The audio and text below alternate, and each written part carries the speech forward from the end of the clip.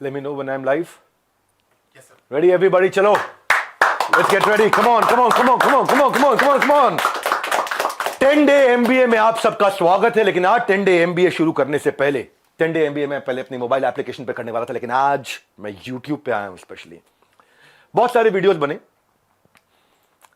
संदीप जी, सबसे पहले आपको बहुत बहुत प्रणाम, मुस्कुराहट के साथ। आपका स्वागत है, क्योंकि मुझे पता है इस समय आप सबसे पहले देख रहे होगे, आपकी पूरी टीम देख रही होगी।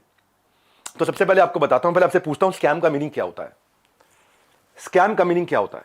डेफिनेशन जानते हैं आप? स्कैम, स्टॉप स्कैम बिजनेस क्या है? फाइनेंशियल स्कैम है? किस तरीके का स्कैम है? भाई आपको समझा देता हूं। आपने मेरे फाइनेंशियल रिकॉर्ड जाके चेक किए, साथ में आपने देखा कंट्रोल चेक कौन कर रहा है? एक एक करके आपसे पूछता हूं सवाल में, और आपसे सवाल पूछता हूं। मुझे पता है अब आप जवाब देना शुरू करेंगे, और आपसे रोज सवाल करूंगा मैं।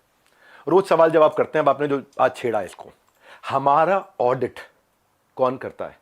छज्जू लाल गुप्ता एंड सन्स नहीं करता, लल्लू लाल गुप्ता एंड सन्स नहीं करता। बिग 4 ऑडिटर है पूरी दुनिया में। पूरी दुनिया में जिस चीज का बाजार में 1 लाख रुपए लगता है, उसका 25 लाख रुपए देता हूं मैं। जिस चीज का बाजार में 1 करोड़ रुपए लगता है, उसका 25 करोड़ देता हूं। 25 गुना ज्यादा। क्यों जानते हैं? क्योंकि हम चाहते हैं कि हम इतना ट्रांसपेरेंट रहें, इतना ट्रांसपेरेंट रहे, इसका कोई हिसाब नहीं। सबसे पहले आपकी जानकारी के लिए, आपकी ऑडिटर कौन है? आपसे थोड़े दिन में आके पूछूंगा, आपको पूरी डिटेल दूंगा। अभी तो जनता को, अभी आपसे किसी ने सवाल नहीं किए, हम सवाल करेंगे। पहला चीज, सबसे पहली चीज, आपको झूठ नहीं लिखना चाहिए था कि आपको किसी ने लीगल नोटिस भेजा या आप पे कोर्ट केस किया। 1 हफ्ते के अंदर कुछ ऐसा करने वाला हूं कि अपने आप आपको समझ में आएगा कि आपने क्या गलती किया। पहले दूसरी साइड पूछ लेते ना, दूसरी साइड बात तो कर लेते। स्कैम बोला आपने। अर्नस्ट एंड यंग हमारा ऑडिटर है। अर्नस्ट एंड यंग को आप ऑनबोर्ड करो, पहले देखते हैं आप ऑनबोर्ड भी कर पाते हो। 3 महीने का चेक करते हैं पहले वो, कि कौन सी कंपनी का वो ऑडिट करेंगे नहीं करेंगे। फाइनेंशियल कंट्रोल और स्टैट्यूटरी कंप्लायंस सारे के सारे आज अर्नस्ट एंड यंग कर रहा है हमारा। कितनी कंपनीज करती हैं, कितनी कंपनीज कराती हैं? बैलेंस शीट पे अगर कोई स्कैम हो तो वो स्पेशल नोट डाल देता ऑडिटर। आपने तो जाकर के चेक किया था हमारी balance sheet, auditor special note डाल देता है। सारी की सारी रिपोर्ट्स अगर क्लीन ना हो ना, आपको मालूम है कितने हर साल हमारे को जीएसटी के सर्टिफिकेट का अवार्ड मिलता है? लेस देन 1% बिजनेस को ये अवार्ड मिलते हैं देश के अंदर। आपने स्कैम बोला, कैसे बोला स्कैम आपने? 3 बच्चों से आपने बात किया, उनकी भी डिटेल अभी देता हूं, एक एक करके सब करता हूं। लेकिन जब आपको लोग रिस्पेक्ट करते हैं भाई, बहुत रिस्पेक्ट करते हैं, और मैं भी करता हूं, आज भी करता हूं। आज तो खाली सवाल पूछ रहा हूं। अगर कोई रिस्पेक्ट कर रहा है तो आप उस रिस्पेक्ट का गलत फायदा उठा करके आज हमारे पूरे इकोसिस्टम के अगेंस्ट आपने किया। कितने लोग आज हमारे साथ में जुड़े हुए थे, उनका कितनों का नुकसान किया आपने। क्यों? थोड़ा मजा आया आपको? 2-2 लाख वीडियो चल रहे थे आपके बिजनेस कोचिंग वाले, बिजनेस मास्टरी वाले, चल नहीं रहे थे, तो आपने सोचा ये स्कैम कर दूं मैं। आपको पता है हमारा ड्यू डिलिजेंस कौन करता है? KPMG। आपका कौन करता है? मैं भी थोड़े दिन में बताऊंगा। एक एक करके सब चीजों को मैं बात करता हूं आपसे। आपको मैंने, किसी ने लीगल नोटिस नहीं भेजा था, खाली हमारे डायरेक्टर ने रिक्वेस्ट किया था कि 2 मिनट बात कर लें। मैंने आपकी टीम पर रिक्वेस्ट किया था कि 2 मिनट बात कर लें भाई, दूसरी साइड भी सुन लेना। आपने क्या नंबर्स ब्लॉक कर दिए? सारे नंबर्स ब्लॉक कर दिए।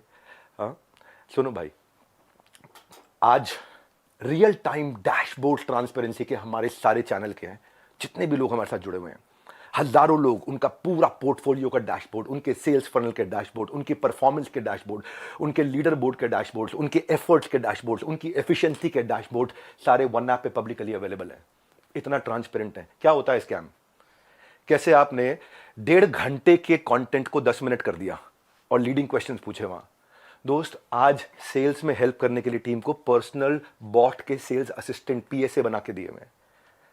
आज प्रायोरिटी स्कोरिंग, लीड स्कोरिंग करा करके हम लोग देते हैं। इतना टेक्नोलॉजी पे काम किया, इतने लोग। मैं खाली कंटेंट बनाने पे और अपने प्रोडक्ट बनाने पे 200 करोड़ रुपए इन्वेस्ट किया।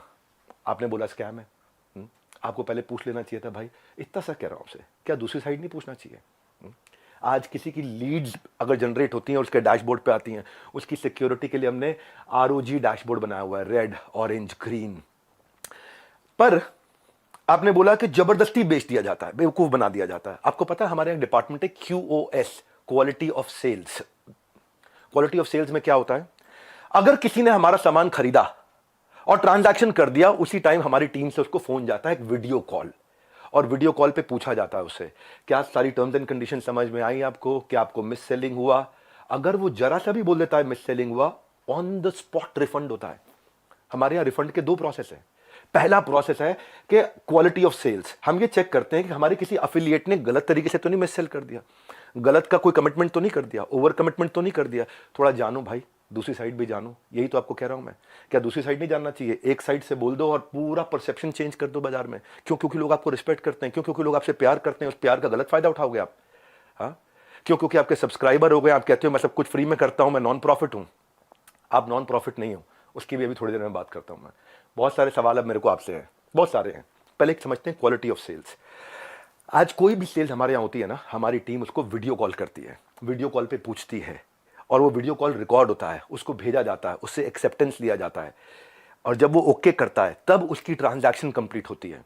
अगर उसने जरा सा भी बोला नहीं यार मुझे लग रहा है कि शायद मुझे मिस सेल किया गया या मुझे ओवर कमिट किया गया, on the spot quality of sales customer service की टीम उसका पैसा रिफंड करती है ऑन द स्पॉट। जब आदमी बोल देता है मुझे सारी टर्म्स एंड कंडीशन समझ में आ गई वीडियो कॉल पे, सब कुछ समझ में आ गया, हाँ मैं ये लेना चाहता हूं, मैं ये प्रोग्राम अटेंड करना चाहता हूं, मैं अपने बिजनेस को बिल्ड करना चाहता हूं, इस तरह से करना चाहता हूं, डबल चेक करते हैं। उसके बाद आगे हमारे यहाँ एक नियम है कि 100 दिन आप हमारे साथ में, एक या तो आप लर्निंग के लिए आए हो, अर्निंग के लिए आए हो, दोनों के लिए आए हो। लोग लर्निंग के लिए आते हैं, लेकिन उनको अगर ये अपॉर्चुनिटी मिलती है कि मैं अफिलिएट भी कर सकता हूं थोड़ा। मल्टी लेवल का मीनिंग क्या है आपको मालूम है? वो जब बहुत सारे लेवल हो, यहाँ एक ही लेवल है, अब वो अफिलिएट होता है, मल्टी लेवल नहीं होता। और जब अफिलिएट होता है और अफिलिएट बनके वो एक्सेप्ट करता है कि मुझे अफिलिएट की तरह काम करना है, तो भी हमने बोला कि अगर आपने 100 दिन काम किया, हमारे पास पूरा डैशबोर्ड है। और 100 दिन काम किया आपने, मेहनत करी, कितनी देर? पूरा दिन नहीं, 2-3 घंटा, 3.5 घंटा भी अगर आपने काम किया, इतना भी काम किया, पूरे डैशबोर्ड है एक एक आदमी के। जाने मन, आपका ऑफिस, आपकी टीम, आपका कैमरा, आपके लोग, मैं अकेले आऊंगा, सवाल कर लो जितने मर्जी कर लो, क्यों नहीं बुलाया? मैं तो आज तक वेट कर रहा था, क्या बुला लोगे? दूसरी साइड सुननी चाहिए। एक साइड सुन के स्कैम कैसे कह सकते हो आप? आपसे आधी उम्र के थे बच्चे वो, आप डबल उम्र के हो, इतनी तो आपके अंदर मैच्योरिटी होनी चाहिए थी भाई। आपसे कोई सवाल करे कितना बुरा लगता है ना, आपको फट से कम्युनिटी पर डाल देते हो, कितना बुरा लगता है। पर कोई तो चाहिए जो आपसे भी सवाल कर सके। रिस्पेक्ट के साथ ही कर रहा हूं, कोई लड़ाई थोड़ी कर रहा हूं आपसे, बहुत प्यार से रिस्पेक्ट से कर रहा हूं कि आपका जगह, आपकी ऑफिस, आपका टीम, आपका कैमरा, मुझसे सवाल करो आप, मैं आके जवाब दूंगा। क्यों? क्यों लग रहा है आपको? क्योंकि आपको जाना था बिजनेस कोचिंग की इंडस्ट्री में, आपने बड़े बड़े अखबार की एड्स दिए। क्या सबको पता है ये बात कि आप 36 लाख रुपए लेते हैं 2 घंटे की कंसल्टिंग का? सबको पता नहीं है, अभी उसकी भी डिटेल बात करता हूं मैं। मनी बैक गारंटी में अनकंडीशनल रिफंड हो जाता है, और ऐसे कई लोग हैं जो बेचारे नहीं कमा पाए, जो नहीं कमा पाए, अनकंडीशनल रिफंड है, क्योंकि उन्होंने अपनी सारी टर्म्स एंड कंडीशन जो डे 1 पे एक्सेप्ट करी थी उनको पूरा किया था। फिर भी अगर किसी को कोई शिकायत होती है तो वो कस्टमर सर्विस से फोन करता है। कस्टमर सर्विस से फोन करता है तो हमारी कमिटमेंट है 24 घंटे के अंदर 98.2% सेटिस्फैक्शन रेट के साथ में इमीडिएटली केपीआईज मेजर कर रहे हैं हम लोग, केपीआईज मेजर कर रहे हैं 98.2% के साथ में। आओ हमारे ऑफिस में आपको डैशबोर्ड दिखाते हैं। हमारे यहाँ रूल क्या है? Turn around time. अगर किसी ने कोई कंप्लेन किया तो विद इन 24 आवर्स की कंप्लेन रिजॉल्व होनी चाहिए। हो सकता है उसमें भी 2% जिनकी रिजॉल्व नहीं हो रही हो, तो उनके लिए क्या है, उनकी कोई नई तरह की प्रॉब्लम हो सकती हो, और अगर नई तरह की प्रॉब्लम है तो एक और डिपार्टमेंट बना रखा है, ई क्यूब। आपने स्कैम बोला, मैं आपको आंसर देता हूं और आपसे पूछता हूं आपने दूसरी साइड क्यों नहीं पूछी? क्यों? आपको लोग इतना प्यार करते हैं, उस प्यार का कैसे भी फायदा उठा लोगे आप, कैसे भी, जिसको मर्जी जो मर्जी बोल दो। ई क्यूब सुनो, एम्पैथेटिक एग्जीक्यूशन फॉर एक्सेप्शन, ये हमारा एक अलग डिपार्टमेंट है कि एम्पैथेटिक मतलब एम्पैथी दिखाओ उस आदमी के प्रति, एग्जीक्यूशन में हेल्प करो जो एक्सेप्शनल प्रॉब्लम लेके आया। अगर मेरी 730 नियम कानून की किताब है और 731वीं समस्या आ गई तो नया प्रोसेस बना करके, नई पॉलिसी बना के इसकी प्रॉब्लम भी सॉल्व किया जाए। ये कस्टमर सर्विस के अलावा डिपार्टमेंट है। सैकड़ों लोग काम करते हैं भाई हमारे साथ में। कभी जिंदगी में तनख्वाह अगले महीने की 1 तारीख, 2 तारीख, 5 तारीख नहीं होती, 31 तारीख को तनख्वाह देते हैं। अगर 30 तारीख का महीना हो 30 तारीख को तनख्वाह देते हैं। अगर 30 तारीख को संडे हो तो 29 तारीख को तनख्वाह देते हैं। अगर 29 को 4th सैटरडे हो तो 28 तारीख को तनख्वाह देते हैं। अगर इस महीने में दिवाली है 23 तारीख को तो 22 तारीख को पूरे महीने की तनख्वाह देते हैं। आप स्कैम बोल रहे थे, दूसरी साइड तो पूछ लेते। जाने मन ये तो कह रहा हूं बस आपसे, इतना ही तो सवाल उठा रहा हूं कि आपकी जगह, आपका ऑफिस, आपकी टीम, सवाल कर लेना मुझसे। आपके लोग, मैं अकेला बैठूंगा, आप सवाल करना, मैं आपको उत्तर देता हूं। भाई आपसे रिक्वेस्ट है, कभी भी ऐसा काम मत करो जिससे इतने सारे लोगों की जीविका असुरक्षित हो जाए। इतने सारे लोगों की जीविका असुरक्षित हो जाए। भाई हमारे यहां एक सर्विस इंडेक्स होता है, आपको बताता हूं। सर्विस इंडेक्स में क्या होता है, जो मेरे ब्रांच ऑफिस है 4 लेवल होते हैं, आपको आज शेयर करता हूं। स्कैम का मीनिंग क्या है मैं समझाता हूं। स्कैम का मीनिंग होता है जब सब झूठ हो, चोरी हो। यहां क्या है, यहां सर्विस के लिए इतनी बड़ी टीम लगा रखी है हमने, इतनी बड़ी टीम लगा रखी है। अरे भाई कहीं भाग गया क्या, मैं यहीं खड़ा हूं। जिस चीज की आप शिकायत कर रहे हो ना, वो मैं मई में बंद कर चुका था, क्योंकि अगर थोड़े से भी लोगों का दिल दुखा है, मई जून में सब बंद कर दिया था। वो आज प्रोडक्ट पे काम कर रहे हैं। 10 डे एमबीए हमने आज से 25 दिन पहले, 30 दिन पहले लॉन्च किया कि हम फ्री में पूरे देश को एमबीए कराएंगे। अब आपको बताता हूं सर्विस इंडेक्स। अगर किसी को कोई तकलीफ है तो पहले वो ब्रांच लेवल पे रेज कर सकता है कंप्लेंट। अगर ब्रांच लेवल पे उसकी प्रॉब्लम सॉल्व नहीं हुई तो वो हेड ऑफिस लेवल पे, लेवल 2, वहां पे रेज कर सकता है उसी सर्विस इंडेक्स में। और ब्रांच को हम पकड़ते हैं कि भाई इसकी प्रॉब्लम क्यों नहीं सॉल्व करी। और यहां भी नहीं हुई तो तीसरा लेवल होता है ई क्यूब, जो मैंने आपको बताया। और वहां भी नहीं हुई तो मेरे तक पहुंच सकता है top management level 4। Level 1 2 3 4 4 levels हैं जहां पे कोई भी आदमी बोल सकता है। आज सैकड़ों हजारों लोगों ने हमारे साथ में अपने बिजनेसेस को टर्न अराउंड किया, और सैकड़ों हजारों एफिलिएट्स ने, उनको हमने हैप्पीनेस क्वेश्चन के लिए, उनको हम gold coins, bikes, cars, Dubai trip, Goa trip, उनको हम लोग, ताकि हम लोग अर्निंग लर्निंग के साथ एक्सपीरियंस क्रिएट करें।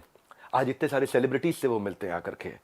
जाने मन स्कैम हो तो क्या 12 विश्व रिकॉर्ड बन जाते हैं? कंटेंट था।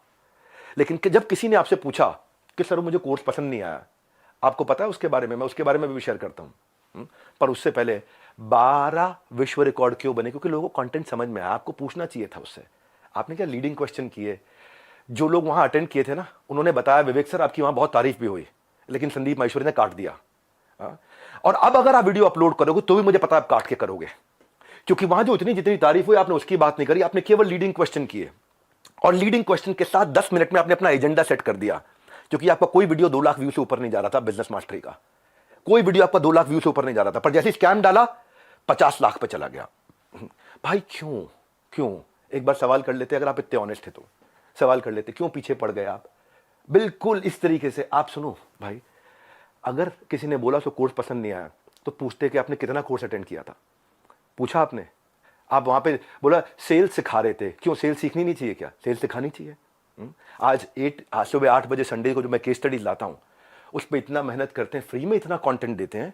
जब मेरे साथ में इतने बिलियनियर प्रोफेसर्स आकर के, अरबपति बड़े बड़े, हर एक प्रोफेसर जो 5 10 20 हजार करोड़ 50 हजार करोड़ का काम कर रहा है, वो आके हमारे साथ में काम करता है, हमारे ऑफिस देखता है, इंफ्रास्ट्रक्चर देखता है, इतनी बड़ी टीम्स देखता है।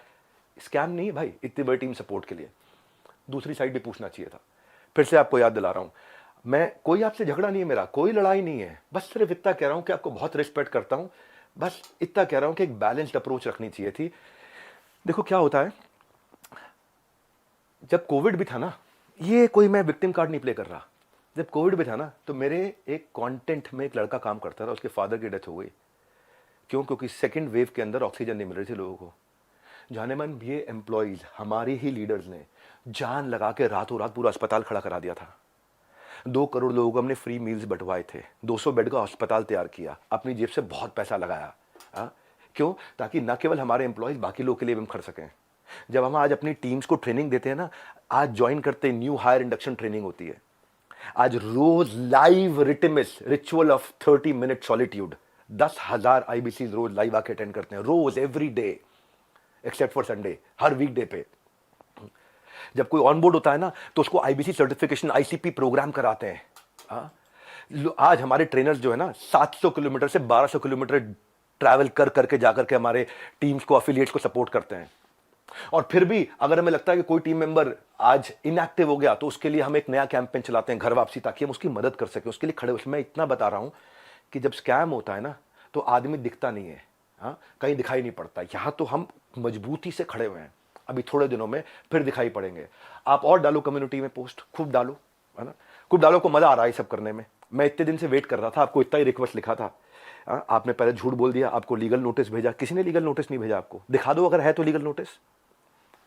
अभी 1 हफ्ते में मैं क्या करूंगा वो अभी नहीं बताऊंगा, वो अभी आप सोचना, अभी खाली आप सोचो मैं क्या करूंगा, क्या क्या करने वाला हूं। भाई साहब ईमानदार हूं, इसलिए आके आज जवाब दे रहा हूं आपको। मेरा जो एंटरप्रेन्योर सर्टिफिकेशन प्रोग्राम है ना, 30 दिन का होता है, लाइव बहुत बड़ा स्टूडियो है जहां पे लाइव क्वेश्चन आंसर होते हैं 30 दिन तक। एंटरप्रेन्योरशिप जो एफिलिएट ज्वाइन करते हैं, 30 दिन की ट्रेनिंग उनके लिए, कैसे एंटरप्रेन्योर माइंडसेट बिल्ड करेंगे, ग्रूमिंग करेंगे, पर्सनालिटी करेंगे, अपना ब्रांड कैसे बनाएंगे, सेलिंग स्किल कैसे होगा।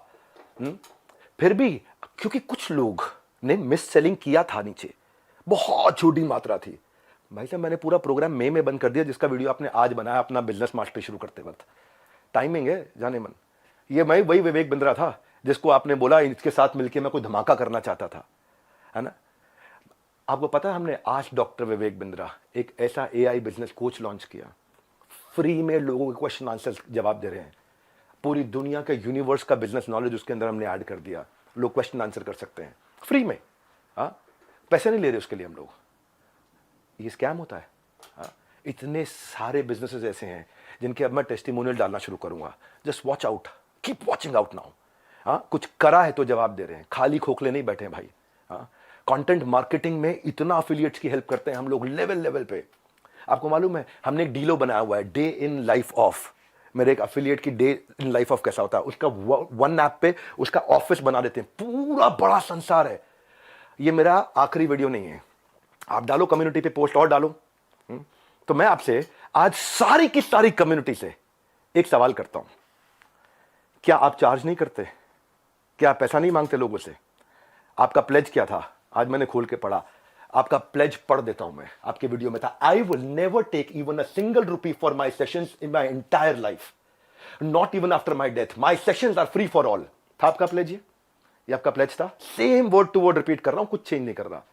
लेकिन आज मैं ईमेल्स दिखाऊंगा।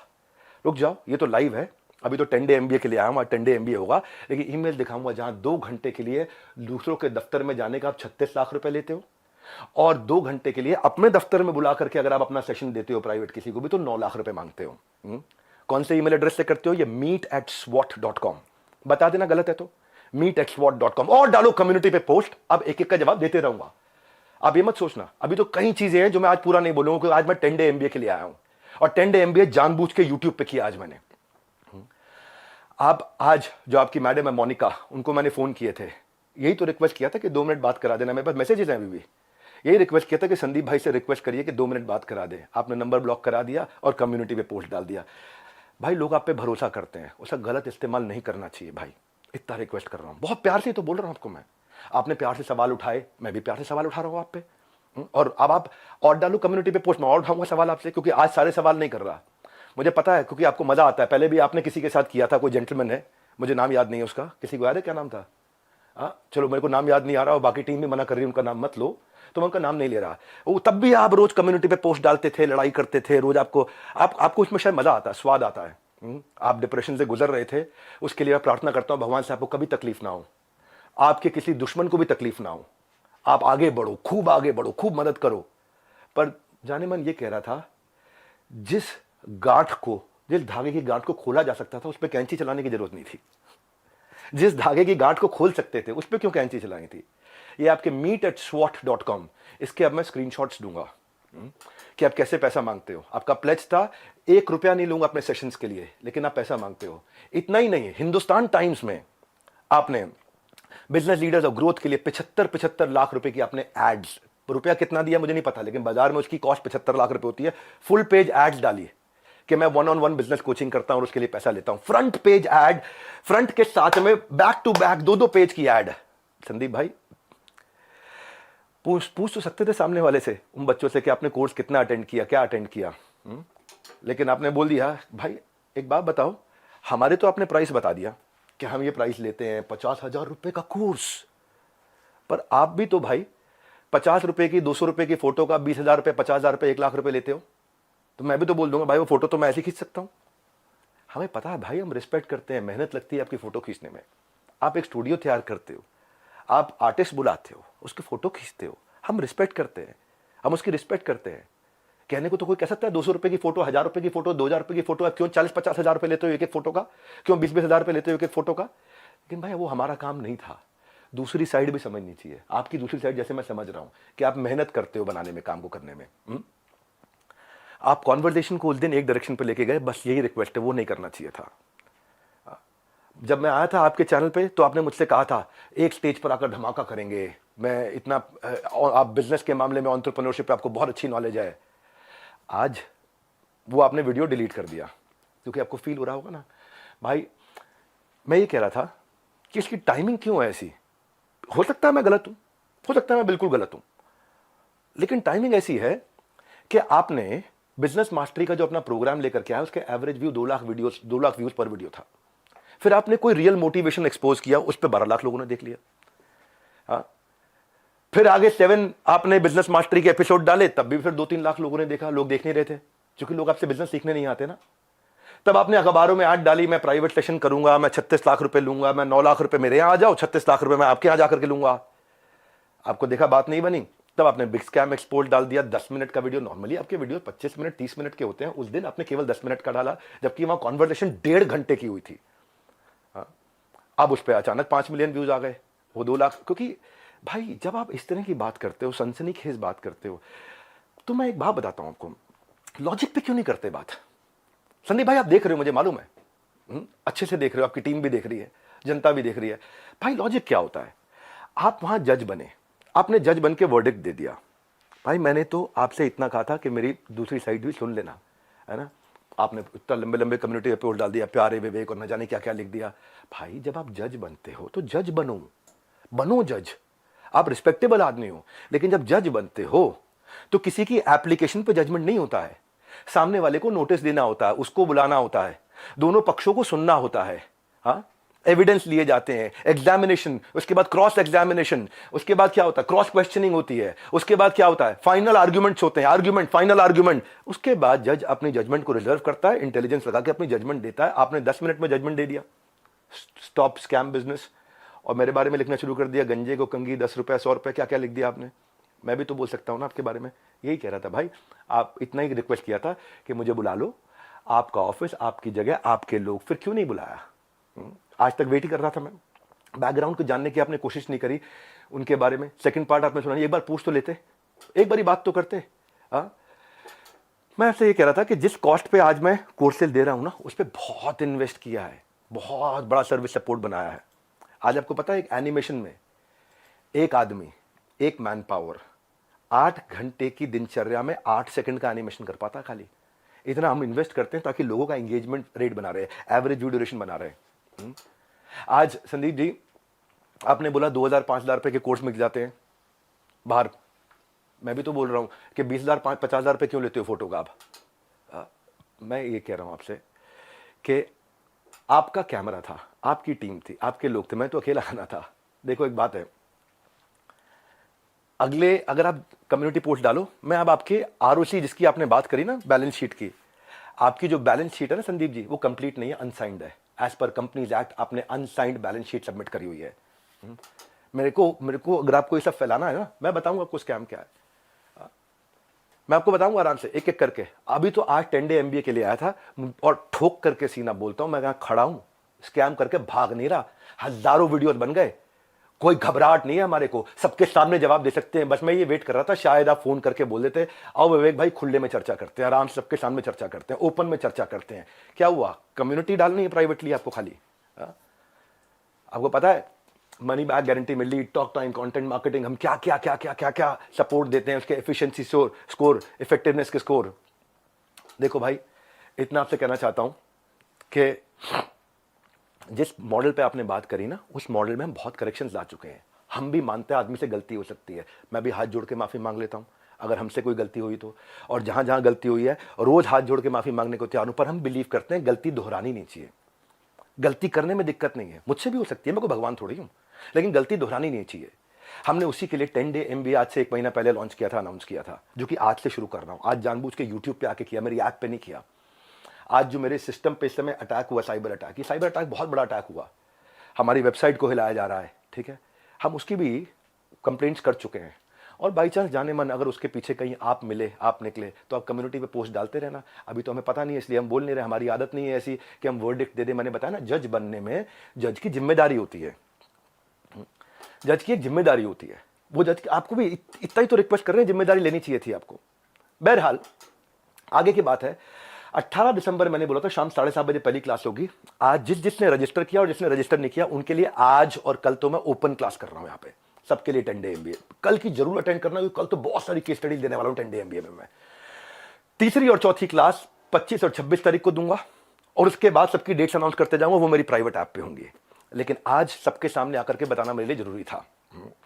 ये इसमें मैं आपको जवाब देने वाले सेक्शन रोक के रखूंगा और आगे 10 डे एमबीए में जो अमेजिंग कंटेंट आने वाला है वो सारा बाद में मैं प्राइवेट कर दूंगा। मैनुअल साथ में हमने दिया है और मैनुअल के लिए हमने साथ में लिंक दिया है, आपको नीचे लिंक दिया है। मैनुअल पेज वाइज पेज, बहुत अमेजिंग मैनुअल। संदीप भाई आप भी डाउनलोड करना, आप भी 10 डे एमबीए जरूर अटेंड करना, बहुत फायदा होगा, बहुत वैल्यू क्रिएट किया है।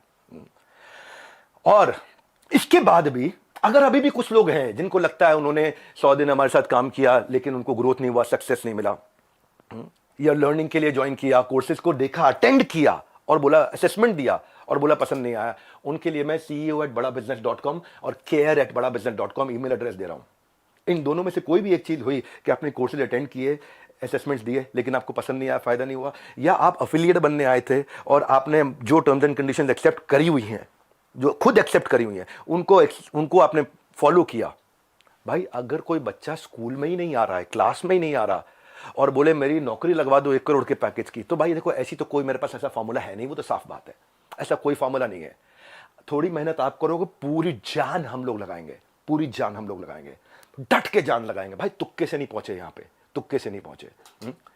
तो ये आज ये 12 विश्व रिकॉर्ड, 110 ऑफिस, सैकड़ों एम्प्लॉइज, ऑर्गेनाइजेशन मजबूत है, वापस खड़ा हूं 10 डे एमबीए के साथ में। और 10 डे एमबीए जिन्होंने रजिस्टर किया है, अच्छा 1 मिनट और लेता हूं भाई, वो जिनको आपने वहां खड़ा किया था उनका नाम याद है किसी को? Sonu, thank you. जिनको आपने खड़ा किया था सोनू, वो सोनू के आपको वीडियो यहां पे प्ले कर सकते हो क्या? पॉसिबल है? सोनू जिस दिन पहले हमारे एंटरप्रेन्योर लॉन्च पैड में ईएलपी इवेंट में आए थे, प्ले हो गया क्या? हे गाइस, नमस्कार, सत श्री अकाल, आदाब। मैं Sonu Kumar, business consultant doctor Virendra sir की टीम से, and now I become the बड़ा बिजनेस फ्रेंचाइजी। और मैं आप आज इसलिए बिलियनियर्स ब्लूप्रिंट प्रोग्राम ज्वाइन कर रहा था क्योंकि ना जो मैं पढ़ाई कर रहा था ना, तो मेरे को उसमें इंटरेस्ट नहीं आ रहा था, उसमें ना मेरे को प्रैक्टिकल नहीं दिख रहा था। जो मैं पढ़ाई कर रहा था, मैं सीए कर रहा हूँ, मेरे को जो मैं पढ़ाई कर रहा था उसमें मेरे को लिटरली इंटरेस्ट नहीं आ रहा था कि मतलब जो मैं पढ़ाई कर रहा हूँ उसमें प्रैक्टिकल चीज़ दिख नहीं रही थी। तो मैंने ना बिलियनर्स ब्लूप्रिंट प्रोग्राम की लॉन्चिंग जब देखी तो उसमें मैंने देखा कि जो लोग सिखा रहे हैं वो बिलियनर्स लोग हैं, मतलब प्रोफेसर जो बिलियनर्स प्रोफेसर हैं। और तो मैंने जब वो वीडियो देखी तो मेरे को क्लियर हो गया, हाँ मेरे को यही तो सीखना था मेरे को। मैंने वो जब देखा, हाँ यही मेरे को यही सीखना था मेरे को क्लियर हो गया वो देखने के बाद। फिर बात आई यहाँ पैसे की दिक्कत, ये दिक्कत वो दिक्कत। आप देखो नॉर्मल फैमिली, जैसे मैं बताऊँ पर्सनली, तो मेरा हम जो है एक लोअर मिडिल क्लास फैमिली, जैसे आप देख सकते हो मेरा ये वर्क स्टेशन है, जैसे मैं गीता पढ़ता हूँ ये सब चीज़ें, और ये मेरी मतलब ये कमरा जहाँ पर मैंने बैठ के पढ़ाई करी है, और ये एक चेयर है जिस पर मैंने बैठ के अपना पढ़ाई वगैरह करा है। ये सब ये दुकान वगैरह इसमें बैठ के मैंने पढ़ाई करी है, आप देख सकते हैं, दुकान वगैरह ये, और ये गीता वगैरह इसमें पढ़ता हूँ, ये पढ़ लेता हूँ मैं कभी जब टाइम मिलता है, और ये सब चीज़ें हैं। तो मतलब मेरी ऐसी मतलब जर्नी ऐसी रही 30 दिन की जर्नी, मतलब जहाँ पर बैठने ट्रेनिंग ली है। तो और विद इन 4 डेज मतलब 3 दिन की ट्रेनिंग होने के बाद ही 4 डेज़ के अंदर मेरी फर्स्ट सेल भी हो गई। जो लोग कहते हैं कि मतलब कैसे मतलब पैसा कि आएगा नहीं आएगा, ये आएगा वो नहीं आएगा, उसकी बता रहा हूँ मैं। Within 4 days first sale हो गई मेरी, देख सकते हो आप। और मैं अब टीम से क्वालिफाइड हूँ, टीम से मतलब द मिलियनेयर्स क्लब, जहाँ जिसमें देश के धुरंधर आएंगे 3 तारीख को। आ गया, स्विच हो गया। ये लाइव में करना थोड़ा मुश्किल होता है, क्या मैं दिखाई पड़ रहा हूँ सबको? लाइव में करना मुश्किल होता है, स्विच करके वीडियो दिखाया। संदीप जी ये वही आदमी है जो आपके यहाँ आया था, पर आपने क्या किया, दूसरी साइड नहीं पूछी। अभी आप कम्युनिटी पे पोस्ट डालो, मैं वापस आऊंगा, रेगुलर डालो, क्योंकि अब मेरी जिम्मेदारी बनती है। आप नहीं बुला रहे, आपको शायद कोई घबराहट थी मुझे अपने साथ बुला के वहां बैठाने में और वहां डायरेक्ट सवाल करने में। एक एक सवाल का जवाब दूंगा। फिलहाल के लिए 10 डे एमबीए शुरू करने जा रहा हूं। मैं जानता हूं बहुत देर हो गई, लगभग आधा घंटा होने वाला है। अब 10 डे एमबीए शुरू करने जा रहा हूं, 1.5 घंटे की पावरफुल क्लास, जिसके लिए आपको मैनुअल दिया है। मैनुअल को यहीं से डाउनलोड कर लो, मैनुअल के साथ साथ क्लास देखना, और उसके बाद जाने मन आकर के कमेंट बॉक्स में मुझे बता देना कि आपको कैसा लगा। ये एक बात और बोल रहा हूं, उसके बाद आकर के अगर हाँ आज भी किसी को तकलीफ बची है, माफी मांगने को तैयार हूं, पैसा सब आपको सपोर्ट करने को तैयार हूं। ceo@badabusiness.com, care@badabusiness.com पे ईमेल कर देना मुझे। और अगर आज की 10 डे एमबीए क्लास आपको पसंद आई तो सोचो 10 दिन में कितना सीखने को मिलेगा। लगातार इसका शेड्यूल आपको मिलता रहेगा। #10 डे एमबीए पे अपना फीडबैक और अपना एक्सपीरियंस जरूर शेयर कर देना। हमारे साथ जुड़े रहने के लिए, इस 10 डे एमबीए को ज्वाइन करके पूरा अटेंड करने के लिए आप सबका मुस्कुराहट के साथ, गर्दन झुका के, हाथ जोड़ के, हृदय की गहराइयों से प्रेम पूर्वक बहुत बहुत धन्यवाद।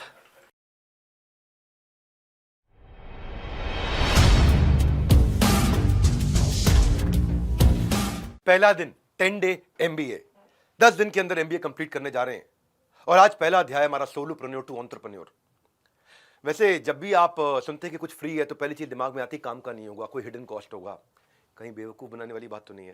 लेकिन आज मुफ्त के नाम पे आपको ट्रैश नहीं, बहुत बड़ा ट्रेजर देने वाला हूं। नमस्कार, विवेक बिंद्रा बोल रहा हूं, फाउंडर एंड सीईओ बड़ा बिजनेस.com।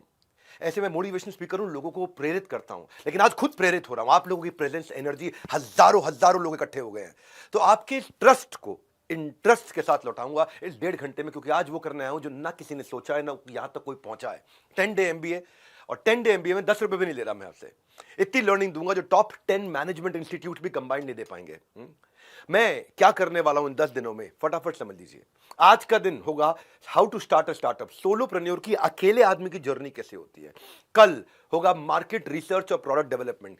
जब आप शुरू करने जा रहे हैं, धंधा बाजार में उतर रहे हैं, तो दूसरे दिन सीखेंगे पहले दिन अपने आप को तैयार कैसे करेंगे, मुझे क्या क्या करना है। तो पहले दिन मैं आगे पूरी जर्नी समझाऊंगा, आपकी 1000 दिन की जर्नी कैसी होगी। पर कल आपको मार्केट रिसर्च कैसे करोगे, एग्जैक्ट कस्टमर कौन है आपका, उसको कैसे समझोगे, प्रोडक्ट उसके लिए कैसे बनाओगे। तीसरे दिन अब इसको किस स्ट्रैटेजी के साथ लेके जाऊंगा, यह डे 3 आपका। डे 4 आएगा उसके बाद। अब स्ट्रैटेजी के साथ जब बाजार में उतर रहे हो तो उसको मार्केट कैसे करोगे, उसकी पोजिशनिंग क्या होगी, उसकी मार्केटिंग क्या होगी, उसकी प्राइसिंग क्या होगी। फिर आएगा डे 5। डे 5 में जब आप बाजार में उतरने वाले हो, सेल्स करने वाले हो, उससे पहले अपनी पर्सनालिटी और कम्युनिकेशन स्किल को कैसे ठीक करेंगे। पर्सनालिटी और कम्युनिकेशन को ठीक किया, यानी कि अब आप सेल्स के लिए तैयार हो गए, तो छठे दिन पूरा आपको सेल्स सिखाएंगे, सेल्स की सारी स्ट्रैटेजी देंगे। अब आप सेल्स करने उतर गए, पैसा आने लग गया, धंधा बढ़ने लग गया, तो आएगा 7वां दिन। उसमें क्या होगा, जब बिजनेस बढ़ रहा है, पैसा आ रहा है, सेल्स हो रही है, तो आपको और मैन पावर चाहिए, तो एचआर सिखाएंगे कि मैन पावर कैसे हायर करें, एंगेज करें, रिटेन करें, कैसे टैलेंट को एंगेज करें। 8वें दिन अब आपके पास मैन पावर भी आ गई है, माल भी बिक रहा है, धंधा भी बढ़ रहा है, तो अब इस ऑर्गेनाइजेशन की प्रोडक्टिविटी को कैसे मल्टीप्लाई करूं, क्योंकि माल बिकने लग गया है, टीम आ गई है, ऑर्गेनाइजेशन बढ़ रही है, तो प्रोडक्टिविटी कैसे मल्टीप्लाई करूं। यह 8वां दिन। और यह 8वां दिन जब आप प्रोडक्टिविटी सीख जाओ कैसे मल्टीप्लाई करें, तो अब आता है 9वां दिन के अब आपको एक्सपैंड करना है, नए शहर में जाना है, आपको एक्सपैंड करके डिस्ट्रीब्यूशन नेटवर्क, रिटेल चेन, आपको सीएनएफ, आपको फ्रेंचाइजी, आपको ऑपरेशंस, आपको एक्सपेंशन, बिजनेस ऑपरेशंस, वो सारी चीज 9वें दिन सिखाऊंगा। और 10वें दिन ये सब सीमलेस कैसे रहे, वो है एग्जीक्यूशन। तो 10वें दिन होंगे एग्जीक्यूशन फ्रेमवर्क के। 10 दिन के अंदर पूरी तरह से आपको बिजनेस के लिए रेडी कर दूंगा। 10 डे एमबीए, ये 10 दिन फ्री है, पर इसके आगे फी की हर डिग्री है।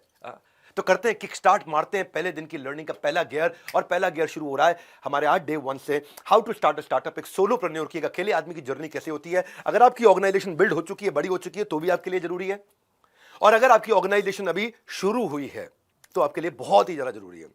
ध्यान रखिएगा, हर 1.5 घंटे के सेशन में एंड की तरफ आपका एक असेसमेंट होगा, एग्जामिनेशन होगा, उसे कंप्लीट करने में 75% मार्क्स लेने पे आपको सर्टिफाई किया जाएगा। दूसरी चीज ध्यान रखिएगा, अगर ये प्रोग्राम आपने बीच में छोड़ दिया, तो अगली बार अटेंड करने के लिए आपको 19,000 रुपए देने पड़ेंगे। तो पहली बार के लिए सारे अटेम्प्ट मैं खाली सीरियस लोगों को बुलाना चाहता हूं, मेरे को भीड़ नहीं इकट्ठी करनी है। एक कहावत आपने सुनी होगी कि अकेला चना भाड़ नहीं फोड़ता। जिसने भी लिखी, पता नहीं उसका क्या माइंडसेट था, और चने का तो पता नहीं, लेकिन अकेला इंसान भाड़ क्या पूरा पहाड़ फोड़ सकता है। दशरथ मान जी पूरा पहाड़ फोड़ दिया। अकेला इंसान बहुत कुछ कर सकता है। सोलोप्रेन्योर की जर्नी आज जब शुरुआत जर्नी होती है तो कैसी होती है। अगर आप स्टूडेंट हो, बिजनेस की शुरुआत कर रहे हो, तो ध्यान से, मन से, कान लगा करके सुनोगे, बीच में छोड़ के जाओगे तो एकदम छूट जाओगे। पूरा 10 दिन अटेंड करना है, सारे के सारे सेशन। आज day 1, how to start a startup. अपनी भाषा में कबीरा दिए समझाए, काम करो बस उतना जितने में सैलरी मिल जाए। प्राइवेट कंपनी में वही कुछ कर दिखाता है जो मेहनती गधे से, पहले मेहनती गधा था, मेहनती गधे से कंपनी का जीजा बन जाता है, वही कुछ करके दिखाता है तो कंपनी का जीजा बन जाता है। वो कहते हैं ना, छोटी सोच पांव की मोच इंसान को आगे बढ़ने नहीं देती। आज मैं इस मानसिकता को नष्ट कर दूंगा और आपको तैयार कर दूंगा सोलोप्रेन्योर की जर्नी के लिए, जिसमें ऐसा कहते हैं कि सोमवार को लोग बोलते हैं ना नौकरी करते वक्त कि केवल शरीर ही दफ्तर जा रहा है, आत्मा तो घर पे रहती है। रघुपति राघव राजा राम, पर वो ये नहीं कहता कि जितनी तनख्वाह उतना काम, वो कहता है दबा के करेंगे काम, सुबह हो या शाम, लेंगे अपनी मर्जी का दाम, अपनी मर्जी का समय, अपनी मर्जी की जगह, अपनी मर्जी का काम, अपनी मर्जी का दाम, दुनिया लेगी सुबह शाम पूरे सम्मान से आपका नाम। तो जो शुरुआत होती है स्टार्टअप की, वो आसान नहीं होती। फ्रीलांस की तरह शुरू करते हो, अकेले शुरू करते हो, बड़ा अंडररेटेड प्रोफेशन है। लेकिन जो लोग वास्तव में फ्रीलांसर नहीं है, उनको लगता है कि फ्रीलांसर बेचारा बेरोजगार है, पर सच्चाई ये है कि स्टार्टअप एक बहुत ही स्ट्रेस का और लोनलीनेस का एक एक्सपीरियंस है, अकेलेपन का एक्सपीरियंस है। वो तूफान में इसको पलना पड़ता है। कहते हैं ना, जो तूफानों में पलते जा रहे हैं वही दुनिया बदलते जा रहे हैं। तो as a freelancer, as a solopreneur, no matter what you do, लोग आपको शुरू में जज करेंगे, आपको इग्नोर करेंगे, आप पे हंसेंगे, आपका मजाक उड़ाएंगे, आपसे जेलस होंगे। आज तो इस पे हंस रहे हैं जो, वो कल तेरा गुणगान करेंगे, करके दिखा कोई कमाल, लोग तो इस पे अभिमान करेंगे। छोटे बदलाव से शुरुआत होगी और वही बड़ी कामयाबी का हिस्सा बनेगा। सो लेकर आया हूं फिर से आपकी काम की बात। ध्यान से सुनना मेरी बात, इसका कोई नहीं है रिपीट टेलीकास्ट, है रिपीट टेलीकास्ट, पेमेंट करना पड़ेगा। मैं हमेशा फ्री देना चाह रहा हूं, सबको फ्री देना चाहता हूं। अगर आप सीरियस नहीं हो तो आपके लिए काम का नहीं है, आपको पेमेंट करना पड़ेगा। बहरहाल आज 20 चैप्टर्स ले रहा हूं मैं। आज सोलोप्रेन्योर की जर्नी के पहला चैप्टर है, हमेशा शुरुआत अकेले फ्रीलांसिंग से होती है, लेकिन उसकी प्लानिंग करनी होती है। ऐसा नहीं कि उठाया बंदूक गोली मार दिया उसके बाद निशाना लगाया। पहले रेडी होगा, फिर एम करेगा, उसके बाद शूट करेगा। लोग क्या करते हैं, शूट पहले करते हैं और एम बाद में लगाते हैं। 90% लोग ऐसे ही बाजार में उतर जाते हैं। तो मैं आपको मन का काम और मन के मुताबिक इनकम, ये पेयर बहुत रेयर है। ये पेयर बहुत रेयर है कि मन का काम भी हो और मन के मुताबिक इनकम भी हो। मेरे मन में क्या है और मेरी इनकम में क्या है, दोनों मिल जाए, ये बहुत रेयर पेयर है। तो अगर फ्रीलांसर बन के मन का काम ढूंढना है तो पहले अपने अंदर कुछ बातें ढूंढो। पहली चीज, मैं क्यों शुरू कर रहा हूं, अपना गोल पहचानो, चाहिए क्या मुझे, क्योंकि जो अपने लक्ष्य में खो गया वो सफल हो गया। तो फ्रीलांसिंग अकेले शुरू करना एक स्टेपिंग स्टोन है। 10 डे MBA, 10 दिन में मजा आने वाला है। बहुत डिटेल तक ले जाऊंगा, पूरी जर्नी 10 दिन में बिल्ड होगी। लक्ष्य जितना बड़ा होगा उतना बड़ा बलिदान चाहिए, जिद चाहिए, जुनून चाहिए, दृढ़ निश्चय का स्वाभिमान चाहिए। सो काम, अब इसमें जो मानसिकता मैं आज तोड़ रहा हूं, ये पहले अध्याय के पहले चैप्टर में, 20 चैप्टर में से, वो ये है कि जो ऐसी बिल्कुल रॉटन मानसिकता होती है ना कि काम करो या ना करो, काम की फिक्र करो, और फिक्र करो या ना करो पर बॉस के आगे उसका जिक्र करो, जो काम करे उसकी उंगली करो, जो काम ना करे उसकी चुगली करो। इस मानसिकता को तोड़ के शुरुआत कहां से करोगे आप अपने सपने और अपनी रियलिटी का मैच करोगे। आपकी एस्पिरेशन और आपका एक्शन, मुझे जाना यहां है तो उस दिशा का वेक्टर को डिसाइड करोगे, उस दिशा को तैयार करोगे। आप जब सपना देखोगे ना, मुश्किलें हजार आएंगी, लेकिन बहुत खूबसूरत वो दिन होगा जब कामयाबी शोर मचाएगी। दूसरी चीज ये देखो कि मेरी स्ट्रेंथ कहां पे है। अगर आप कहीं फुल टाइम नौकरी कर रहे हो, कुछ भी कर रहे हो, एक थोड़ा समय निकाल करके चेक करो कि मुझे कौन से स्किल को अपग्रेड करना है, और जो स्किल मेरा अच्छा है, जिसके लिए मुझे बाजार में प्राइस मिल सकता है। हर स्किल का प्राइस नहीं मिलता, और जिसका प्राइस मिलता है कई बार मेरे पास वो स्किल नहीं होता। हाँ, तो कहाँ जाना है आपको स्किल बिल्डिंग के लिए, आपको किसके पांव छूने हैं, कहां सर झुकाना है, ये हुनर आपके अंदर आ जाए तभी आपका जमाना है। ज्ञान प्राप्त करने के लिए किसके पास जाना है, इसको थोड़ा सा समझना है। जब आप बाजार में उतरोगे तो शुरुआत में जब आप करते हो, आपके पास टाइम लिमिटेड है, टीम नहीं है आपके पास, टेक्नोलॉजी नहीं है आपके पास, ट्रेनिंग नहीं है आपके पास। तो शुरुआत में आपको समझना चाहिए, जब अगर आप प्राइस घटा रहे हो तो कस्टमर बढ़ाना है, प्राइस बढ़ा रहे हो तो कस्टमर घटाना है। दोनों में क्या करना है, टाइम बड़ा लिमिटेड है, इसको कैसे लेके जाना है। तो शुरुआत में अपने लिए लिस्ट बना लो 2 साइड की। एक साइड जो स्किल आपके पास है और आपको बहुत पसंद भी है, और एक साइड जो स्किल आपके पास है लेकिन आपको पसंद नहीं, आप एंजॉय नहीं करते, उसको यूज ही नहीं करते। एक थोड़ा सा अपने आप को पहचानना है, इस समय थोड़ा इंट्रोस्पेक्शन का टाइम है। कई बार क्या होता है, जो बेस्ट पेइंग स्किल है, जिसके लिए बाजार में बहुत पैसा मिलता है, वो कई बार आपको पसंद नहीं होता इतना। तो पहले पहचानो कि आपका टॉप स्किल कैसे, कौन सा है। अच्छा, पहचानेंगे कैसे, आपको पहचानने का तरीका बताता हूं। आप बोलो मैं तो नया हूं, मुझे पता ही नहीं मेरे पास क्या स्किल है। याद करो कि कौन से काम को करने में आपको बहुत मजा आया था। आपने या तो उसको बहुत तेज किया, बहुत एफिशिएंसी के साथ किया, या कोई बड़ी अचीवमेंट निकाल दिया अपने उस काम में। याद करो, जरूरी नहीं आपको उसका पैसा मिला था उस दिन, पर उस काम को करते हुए क्या कुछ पैसा बचाया था आपने, कमाया नहीं पूछ रहा हूं, कुछ अपने खर्चा घटा दिया था, उस काम को इतने बढ़िया से कर दिया। या बाई चांस आपने कहीं छोटी सी कोई कमाई भी कर ली उसके कारण, या कोई ऐसा आपके साथ हुआ कि आपको नए कस्टमर अचानक मिलने लग गए कि भाई मैं आपके साथ काम करना चाहता हूं, या आपने कोई नया बाजार ढूंढ लिया था, या कोई आपने वोट्स जीत लिए थे, या कोई अवार्ड जीत लिया था। कोई ऐसा काम, कोई ऐसी चीज जो आपको याद आ रही है आपके एक्सपीरियंस में, वहां से हम शुरुआत कर रहे हैं। क्या आपने ऐसा किया कि सब कुछ आपके अगेंस्ट था लेकिन फिर भी आपने डिलीवर कर दिया, कोई ऐसी चीज याद करो। क्या इसने कुछ ऐसा, आपने कोई ऐसा रिजल्ट कभी प्रोड्यूस किया है कि सब कुछ मेसी था, खराब था, सड़ा हुआ था, लेकिन सब मिस्टेक्स हो रही थी पर आपने लाके ठीक कर दिया उसको। कोई ऐसा दिन याद आ रहा है आपको? वहां से शुरुआत करते हैं। आपको देखो क्या चीज आपको पढ़ने देखने में बहुत अच्छा लगता है, इंस्टाग्राम में क्या चीज देखने में पसंद आता है, यूट्यूब पे वो कहते हैं कि परिंदों को मंजिल मिलेगी यकीनन, ये फैले हुए उनके पर बोलते हैं। अक्सर वो लोग खामोश रहते हैं जमाने में जिनके हुनर बोलते हैं।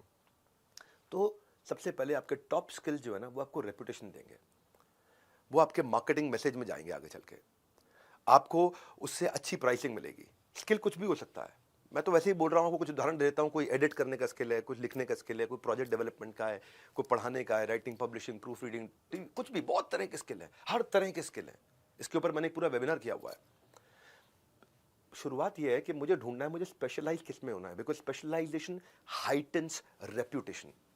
मुझे स्पेशलाइजेशन चाहिए किस में, कि जो बेस्ट स्पेशलिटी है जहां पे आपका स्किल और पैशन इंटरैक्ट करेगा, तो आपके जुनून का नतीजा जरूर निकलेगा, और हुनर जो है आपके अंदर है उसके समंदर से नूर निकलेगा।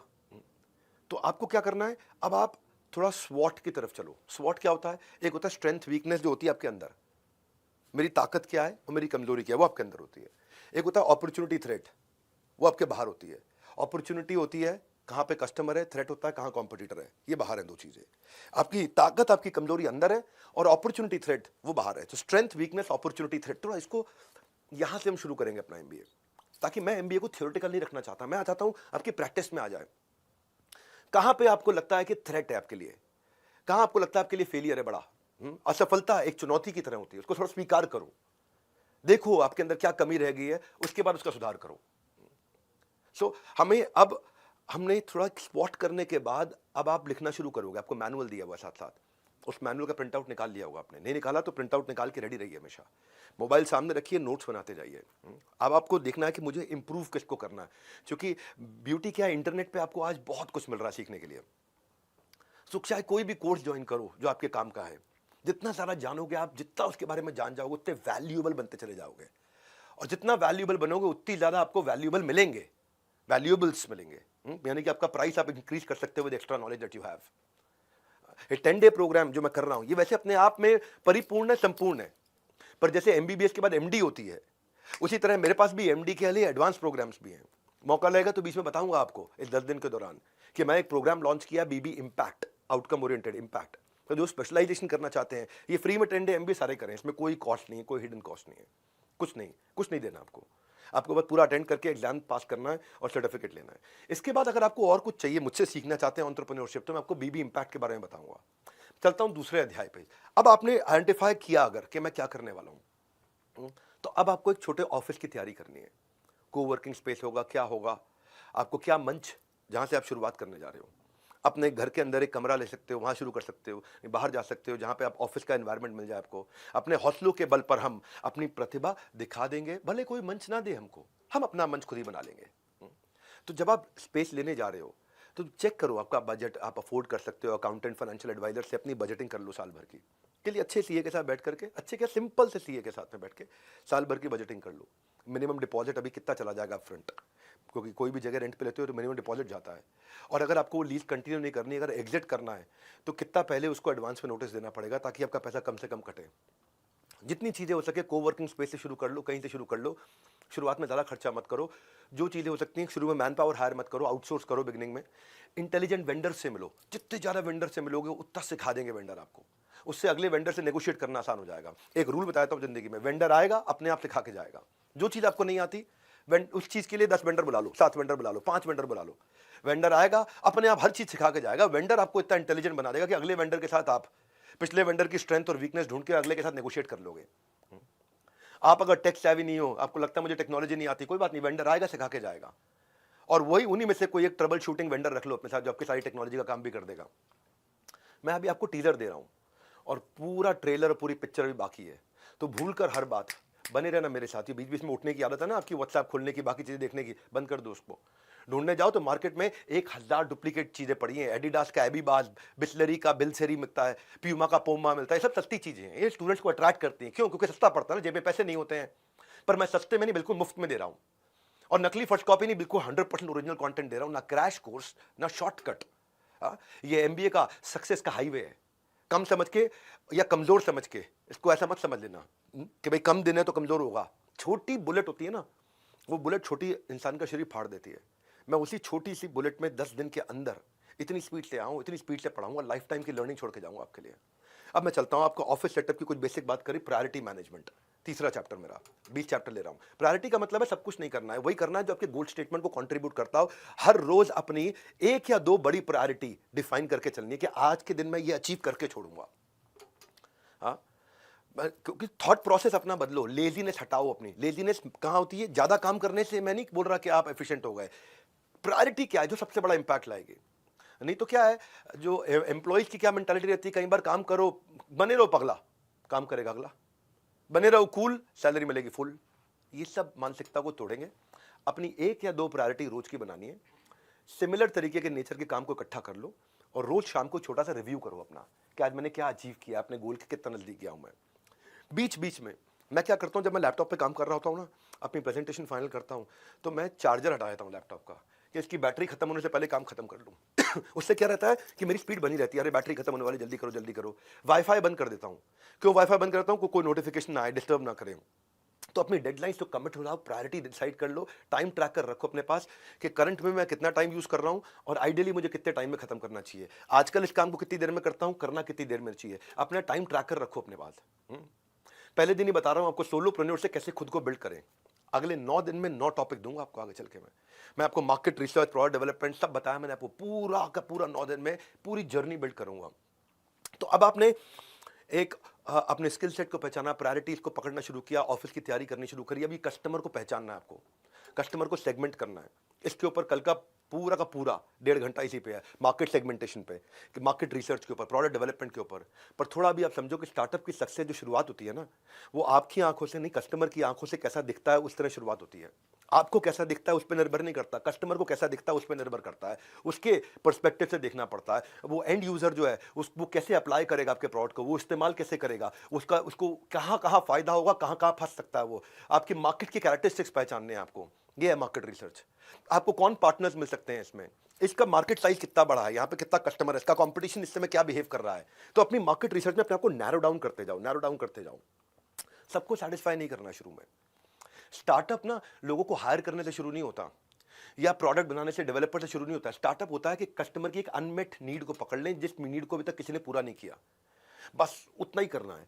सबको बेचना और सस्ता बेचना, ये दोनों गलत मानसिकता है। सब मेरे कस्टमर है, गलत मानसिकता है। सस्ता बेचना है, गलत मानसिकता है। सेलिंग टू एवरीवन और सेलिंग चीप, ये दोनों चीजें हटा करके आपको प्रीमियम कैसे प्राप्त होगा, इन 10 दिनों में आप इस एमबीए में सीखोगे, 10 डे एमबीए में।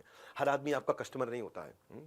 कंसिस्टेंसी कॉस्ट है, इसमें बने रहना। इस प्रोग्राम में जो रोज आएगा वो रोजगार के लिए कभी धक्के नहीं खाएगा। तो आपको किताबी कीड़ा नहीं, बिजनेस का शेर बना दूंगा आपको मैं। तो ये कैसे करोगे, मार्केट में उतरोगे कैसे, एक इसकी क्या शुरुआत होगी कि मैं कैसे मार्केट रिसर्च करूंगा। पहले अपनी फोकस्ड पायलट मार्केट डिफाइन कर दो, बस लिख लेना वर्ड को, फोकस्ड पायलट मार्केट। हाँ, अगर आप अकेले शुरुआत कर रहे हैं, बिजनेस का आइडिया भले ही बढ़ाओ और शुरुआत छोटी रहनी चाहिए, हमेशा बहुत छोटे से शुरू करना चाहिए। मैं ऐसा क्यों बोल रहा हूं आपको समझाता हूं।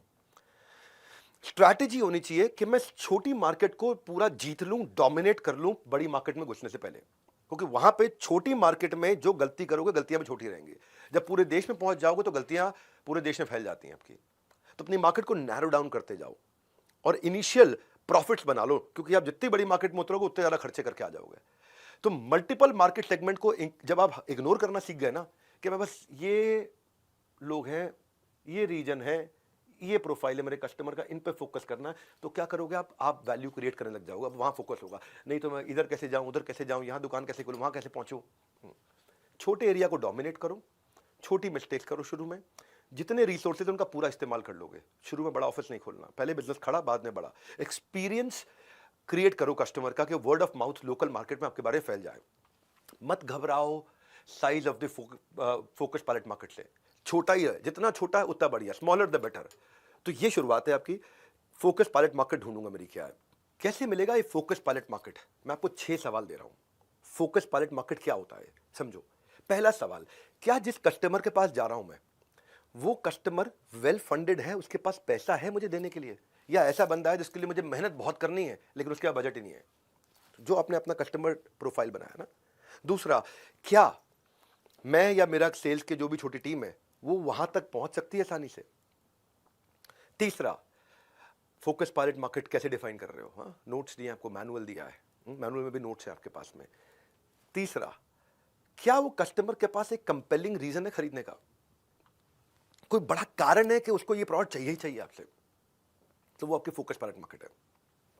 चौथा, क्या आपको कोई पार्टनर की जरूरत पड़ने वाली है वहां तक बेचने के लिए। पार्टनर मतलब चाहे डिस्ट्रीब्यूटर हो, सीएनएफ हो, रिटेलर हो, फ्रेंचाइजी हो, या किसी प्रकार का कोई भी इंडिपेंडेंट कंसल्टेंट हो, कोई एफिलिएट हो, कोई सोशल मीडिया चैनल्स हो, कोई और इन्फ्लुएंसर हो। क्या किसी की कोई इसमें मदद कर सकता है आपको वहां पहुंचने में। पांचवा, इसमें क्या कोई एंट्री बैरियर है या कंपटीशन जब मर्जी घुस जाएगा इसमें। छठा, क्या ये सेगमेंट को अगर मैंने जीत लिया तो मैं इसको एक्सपैंड कर पाऊंगा? अगर ये 6 आंसर हैं यस, कि आपको हाँ इसके आंसर मिल रहे हैं पॉजिटिव डायरेक्शन में, तो अब आपकी फोकस पायलट मार्केट बनने लग गई है। जैसे मैं बताता हूँ, जेफ बेजोस की अमेजॉन की फोकस पायलट मार्केट पहले बहुत छोटी थी। एग्जाम्पल से सीखो आप। वो क्या फोकस पायलट मार्केट थी? खाली बुक्स, किताबें किताबें किताबें किताबें। 90s में चालू किया, किताबें बेचनी थी बस, खाली ऑनलाइन किताबें बेचते थे वो। तो अमेजॉन ने फोकस पायलट मार्केट को जीतने के बाद में एडजेसेंट कैटेगरी में एंटर किए थे। वो उसका फाउंडेशन बन गया था। उसके बाद दूसरी प्रोडक्ट कैटेगरी आई, इलेक्ट्रॉनिक आया, फैशन आया, ग्रोसरी आया, सब कुछ आया, मल्टी बिलियन डॉलर कंपनी हो गई अमेजॉन। लेकिन शुरू फोकस पायलट मार्केट से किया। टिंडर एक डेटिंग ऐप होती है, टिंडर ये 2012 में लॉन्च हुई। पर फोकस पायलट मार्केट क्या थी कि खाली वेस्ट कोस्ट के कॉलेज स्टूडेंट्स के साथ शुरू करेंगे और उनके साथ टेस्ट करके अपने प्रोडक्ट को इंप्रूव कर लेंगे। कॉलेज की पॉपुलेशन में टेंडर ने कॉलेज के ही बच्चों को हायर किया, कॉलेज कैंपस रिप्रेजेंटेटिव्स की तरह, और उनसे ऐप्स डाउनलोड कराई अपने पीयर्स में और बताया कि कॉलेज पार्टी ऑर्गेनाइज करेंगे, लेकिन अगर टिंडर ऐप है तो आप आ सकते हो, नहीं तो नहीं आ सकते। धीरे धीरे धीरे धीरे धीरे धीरे फोकस पायलट मार्केट के बाद में वो एक्सपैंड किया। हर ऑर्गेनाइजेशन करती है। एक जॉब सर्च की बड़ा प्रोमिनेंट पोर्टल है कॉल्ड लिंक्डइन, सब जानते हैं लिंक्डइन। लिंक्डइन ने शुरू में किस पे फोकस किया? जिसको नौकरी चाहिए? नहीं, जिसको नौकरी देनी है, यानी कि रिक्रूटर पे फोकस किया, यानी कि एचआर हेड पे फोकस किया। जितने ज्यादा रिक्रूटर आ गए, बाकी सब के सब जॉब ढूंढने वाले अपने आप पहुंच गए। तो उन्होंने एक फोकस पायलट मार्केट डिसाइड करी। बाद में पॉजिटिव वर्ड स्प्रेड हो जाता है। सो अभी मैं आपको पहली खुराक दे रहा हूं, लर्निंग की पूरी संजीवनी बूटी अभी दूंगा। थ्योरी में जो प्रैक्टिकल का तड़का लगाऊंगा, बहुत स्किल्स होंगे, ग्रेट, आपकी प्रोफाइल का बढ़ जाएगा वेट। 10 दिन रिजल्ट कंप्लीटली इन। तो ये जुड़े रहना मेरे साथ। परसोना पे चलते हैं, कहानी आगे बढ़ाते हैं कि कस्टमर का परसोना कैसे बनेगा। फोकस पायलट मार्केट का परसोना एक मिनी बायोग्राफी होती है रियल यूजर की। उसकी गोल, स्ट्रेंथ, पेन, मोटिवेशन क्या है मेरे कस्टमर के, वो कैसा सोचता है, उसका एक डिस्क्रिप्शन लिखो उस कस्टमर का, साइकोलॉजी लिखो उसकी, बाद में टेक्नोलॉजी बनाओगे। पहले साइकोलॉजी आएगी फिर टेक्नोलॉजी आएगी। याद रखा करो मेरी बातों को, पहले साइकोलॉजी बाद में टेक्नोलॉजी। टेक्नोलॉजी अब ऐप बनाने लगते हो, टेक्नोलॉजी बनाना शुरू करते हो, मोबाइल एप्लीकेशन बनाने, वेबसाइट, जो भी टेक्नोलॉजी था, पहले साइकोलॉजी पकड़ो कस्टमर की कि क्या उससे आपको आपका मार्केटिंग मैसेज समझ में आएगा, आपको समझ में आएगा इन्फ्लुएंसर बायर कंज्यूमर कौन है। ये नॉलेज का खजाना दे रहा हूँ, नॉलेज का खजाना। जाने का कोई एक्सक्यूज मत बनाना। 10 डे MBA, दाम नहीं है लेकिन दम बहुत है। इंटरनेट पर ढूंढने से आपको MBA का कभी ऐसा नहीं मिलेगा ज्ञान। इसीलिए पूरा प्रोग्राम अटेंड कीजिए, क्योंकि बाद में देने पड़ जाएंगे दाम। आप दूसरी बार नहीं आ सकते, दूसरी बार फ्री में नहीं आ सकते, मतलब आ तो सकते हो, फ्री में नहीं आ सकते, इसलिए पूरा अटेंड करना है। 5वां अध्याय आज का 20 में से, डिसीजन मेकिंग यूनिट। अब जो कस्टमर का आपने पर्सोना डिसाइड किया, उसमें डिसीजन लेता कौन है? वो खुद लेता है या उसके बिहाफ पे कोई और लेता है? अच्छा, अगर आप कहते हो नहीं नहीं वो डिसीजन खुद ही लेता है, तो उसके सेकेंडरी इन्फ्लुएंसर कौन है? तो वो किससे इन्फ्लुएंस होकर डिसीजन लेता है? क्या कोई मीडिया पब्लिकेशन पढ़ रहा है वो? क्या वो कोई बाहर के कॉन्ट्रैक्टर से मिलता है जो उसको, जैसे मान लो बिल्डिंग मटेरियल वाले हैं, ये कॉन्ट्रैक्टर्स के थ्रू माल बेचना चाहते हैं, सीमेंट वाले कॉन्ट्रैक्टर्स के थ्रू माल बेचना चाहते हैं, कंस्ट्रक्शन वाले कॉन्ट्रैक्टर्स के थ्रू माल बेचना चाहते हैं, या उससे कोई फ्रेंड्स एंड फैमिली है जो उसको इन्फ्लुएंस करते हैं, कोई इंडस्ट्री के ग्रुप्स हैं जो उसको इन्फ्लुएंस करते हैं, कोई वेबसाइट वो जाता है जो उसको इन्फ्लुएंस करती है, कोई ब्लॉग्स हैं, क्योंकि जिनके शब्दों में भाव होता है उनका बड़ा प्रभाव होता है। तो किसके पास वीटो पावर है, परचेजिंग डिपार्टमेंट किसके पास है, और सेकेंडरी इन्फ्लुएंसर कौन है? अपने आप से ना ये 3 सवाल पूछो कि मेरे कस्टमर के अलावा डिसीजन लेने में कौन लगा हुआ है साथ में। वो आपको आगे चल के बहुत मदद करेगा इस 10 दिन में। दूसरा सवाल, सबसे ज्यादा इन्फ्लुएंस इसके ऊपर किसका है? और तीसरा, कौन इस ट्रांजैक्शन को रोक सकता है? इसके बीच में कोई शकुनी तो नहीं है कहीं, मेरे और इसके बीच में, मेरे और मेरे कस्टमर के बीच में।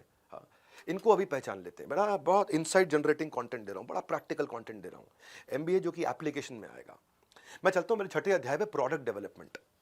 अब आप प्रोडक्ट की तैयारी कर रहे हो, तो प्रोडक्ट कैसे बनाओगे? एक मिनिमम वायबल बिजनेस प्रोडक्ट बना दो। इसको बोलते हैं MVBP, minimum viable business product. शुरुआत छोटे से आराम से करो। अब उसके रूल क्या होने चाहिए? प्रोडक्ट बना रहे हो, आपको प्रोडक्ट है, सर्विस है, कुछ भी है, बाल काट रहे हो, वो भी प्रोडक्ट बोल रहा हूँ उसको मैं भी, कुछ भी है, प्रोडक्ट या सर्विस एक ही बात है। अगर मैं प्रोडक्ट बोल रहा हूँ मतलब आप सर्विस करना चाहते हो तो सर्विस भी मानी जाएगी उसमें। हाँ, कोई भी सर्विस बेचने जा रहे हो अपनी, कंसल्टिंग बेचने जा रहे हो अपनी, कुछ भी बेचने जा रहे हो, सोलोप्रेन्योर शुरुआत कर रहे हो, तो देखो इसमें 3 चीज़ों का ध्यान रखो। पहली चीज़, कस्टमर को इससे वैल्यू क्या मिलेगी, क्या कस्टमर इसके लिए पे करने को तैयार होगा, और क्या मैं इतनी ट्रांजैक्शंस कर लूंगा कि मुझे फीडबैक का लूप मिलना शुरू हो जाएगा। उसको बोलते हैं मिनिमम वायबल बिजनेस प्रोडक्ट। इसके बारे में मैं डे 2 पे, यानी कि कल शाम को बहुत डिटेल में बताऊंगा। ये बहुत डिटेल में जाएगा अभी। सारी चीज़ें काम की, सबका अपना मोल। सच्चा फ़ायदा जो बताए वो सबसे ज़्यादा अनमोल। हाँ, तो भैया ऐसा है, लर्निंग का डोज आपको लेना होगा हर रोज़। ये बताता हूँ कि अब मेरा जो नेक्स्ट चैप्टर आएगा वो बताएगा कि ब्रांड कैसे बनेंगे। नोट्स बनाते रहो। People will forget what you said, people will forget what you did, but they don't forget how do you make them feel. तो पहला स्टेप है कि कस्टमर को ब्रांड बनाते वक्त कस्टमर को फील कैसे किया जाए, वो अरे वाह कैसे बोले, कनेक्ट कैसे हो। तो अभी आप अकेले हो, अपना पोर्टफोलियो कैसे बनाओगे। जब मैं छोटा था, बचपन में बहुत छोटा था मैं, तो शक्तिमान प्रोग्राम आया करता था। वो घर में होता था, गंगाधर गल्ला दुकान शक्तिमान, घर पर गंगाधर। तो ये जो घर पर गंगाधर गल्ला दुकान शक्तिमान, क्या मतलब हुआ, उसकी अपनी एक, उसका अपना एक प्रोफाइल है। अगर आप शुरू कर रहे हो ना, एक फुल पेज इमेज के साथ अपना पोर्टल, अपनी वेबसाइट बनाओ। बिल्डिंग पर्सनल ब्रांड बहुत इंपॉर्टेंट है, आसान नहीं है। आपके पास पोर्टफोलियो जो अपना बनाओगे, उसमें आप आपके स्किल्स, आपके टेस्टिमोनियल, आपके एक्कोलेड, आज तक क्या हुआ है, आपके कोई अवार्ड अचीवमेंट है, कोई केस स्टडी है, उस सबको वेब पे डालो। सबको सोशल मीडिया से कनेक्ट कर दो, वेबसाइट को सब जगह से अनाउंसमेंट करने शुरू कर दो that you are open for business. Email करो अपने दोस्तों को, उनको पर्सनल अपडेट देना शुरू करो that now your what are you up to, क्या करने वाले हो। आजकल पिछले कुछ समय में, पिछले कुछ सालों में फेसबुक ग्रुप्स बहुत पॉपुलर हो गए हैं। उनकी पॉपुलैरिटी हो गई इंटरेस्ट के हिसाब से, कैटेगरी वाइज ग्रुप्स बन गए हैं। तो सोशल मीडिया पे लोगों को आपको इंप्रेस नहीं करना, देखो मुझको नहीं, इम्पैक्ट करना है। अपने आप को जब इंट्रोड्यूस करोगे, ऐसे इंट्रोड्यूस मत करो मैं कुछ बेचने आया हूं, आप बताओ मैं कैसे आपकी मदद कर सकता हूं। शुरुआत आपको ऐसे ही करनी है। लोग अगर कुछ सवाल पूछे तो उनको आंसर करो, बी हेल्पफुल, बिल्ड रिलेशनशिप। खाली ये नहीं कि आप डोंट पोस्ट लिंक के हायर मी। लोगों को दिखाओ कि आप एक्सपर्ट हो इस एरिया में। इसमें अपना पोर्टफोलियो बनाओ, अपने एग्जाम्पल दो अपने पोर्टफोलियो के अंदर कि आप क्या क्या करते हो, कैसे कैसे आप समस्याएं सॉल्व करते हो, अपनी सर्विसेज अपने कॉन्टैक्ट फॉर्म के साथ, ताकि लोग आपको साथ टच बेस कर सकें, मिल सकें, जुड़ सकें। तो जब अपनी वेबसाइट बनाओगे तो अपनी बड़ी लार्जर देन लाइफ एक इमेज डालो, बड़ी फोटोग्राफ डालो, बड़े साइज की फोटोग्राफ, लगना चाहिए कोई बड़ा ब्रांड है ये। खुद को आप ब्रांड नहीं फील करोगे तो कोई और आपके बारे में कभी फील नहीं करेगा।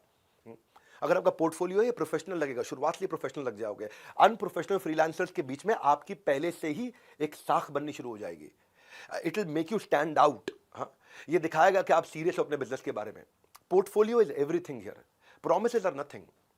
ये सब प्रेजेंटेशन की बात है। आपका बिजनेस कार्ड भी आप दोगे तो digital business, virtual business card बनाओ, उसमें बड़ा क्लियरली लिखो कि आप कौन हो, आपकी यूनिक वैल्यू क्या है, क्या यूनिक वैल्यू है, और आपका कॉन्टैक्ट डिटेल्स कैसे हैं। Excellent presentation get sold without hesitation, कोई हेजिटेशन नहीं होगी एक्सीलेंट प्रेजेंटेशन में। तो ये जो 10 डे MBA प्रोग्राम है ना, ये आउटकम ओरिएंटेड है, फ्री है, फास्टेस्ट है, फर्स्ट ऑफ इट्स काइंड है।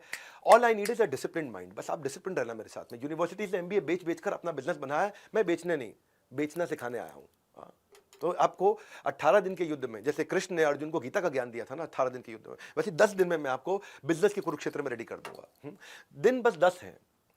मेरे सालों की लर्निंग का ये एक रस है, निचोड़ देने जा रहा हूं आपको।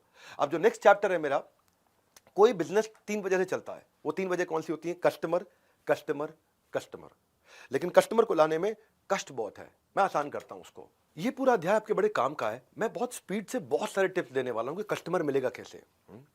पर शुरुआत में बहुत ज्यादा कस्टमर के पीछे मत भागना। इतने ही कस्टमर लेना अगर बिजनेस शुरू किया है तो, जितने आप हैंडल कर पाओ, उल्टा दिक्कत ना हो जाए।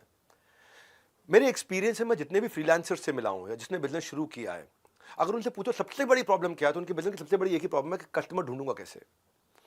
पर रूल क्या है? You don't get paid for the time you spend, you get paid for the value you create. जो समय आप लगाते हो उसका पैसा नहीं मिलता है, जो वैल्यू आप क्रिएट करते हो उसके लिए पैसा मिलता है। तो मैं आपको 4 इंट्रोस्पेक्टिंग क्वेश्चन पूछता हूं। पहला, कस्टमर आपके ब्रांड के बारे में जानेगा कैसे? जहां पे जानेगा वहां पहुंचना पड़ेगा आपको। दूसरा, कस्टमर आपके प्रोडक्ट को कैसे एनालाइज करेगा खरीदने से पहले? क्या उसके पास कोई तरीका है एक्सपीरियंस करने का खरीदने से पहले? ये जो सवाल है काम आएंगे, मैनुअल में लिखे मैं आपके पास में। इन सवालों के जवाब लिखना, ब्रेनस्टॉर्म करना। तीसरा, कस्टमर का आपसे माल खरीदने का तरीका, जर्नी क्या है, किस तरह से खरीदेगा, ऑनलाइन खरीदेगा, ऑफलाइन खरीदेगा, दुकान से खरीदेगा, कहां से खरीदेगा। चौथा, क्या कस्टमर इसके लिए पैसा देने को तुरंत तैयार है? So customer doesn't care how much you know, he knows how much you care. He doesn't care how much you know, he knows how much you care. यानी कि उसको यह परवाह नहीं कि आपको ज्ञान कितना है, लेकिन उसके पास यह ज्ञान है कि आपको उसकी परवाह कितनी है।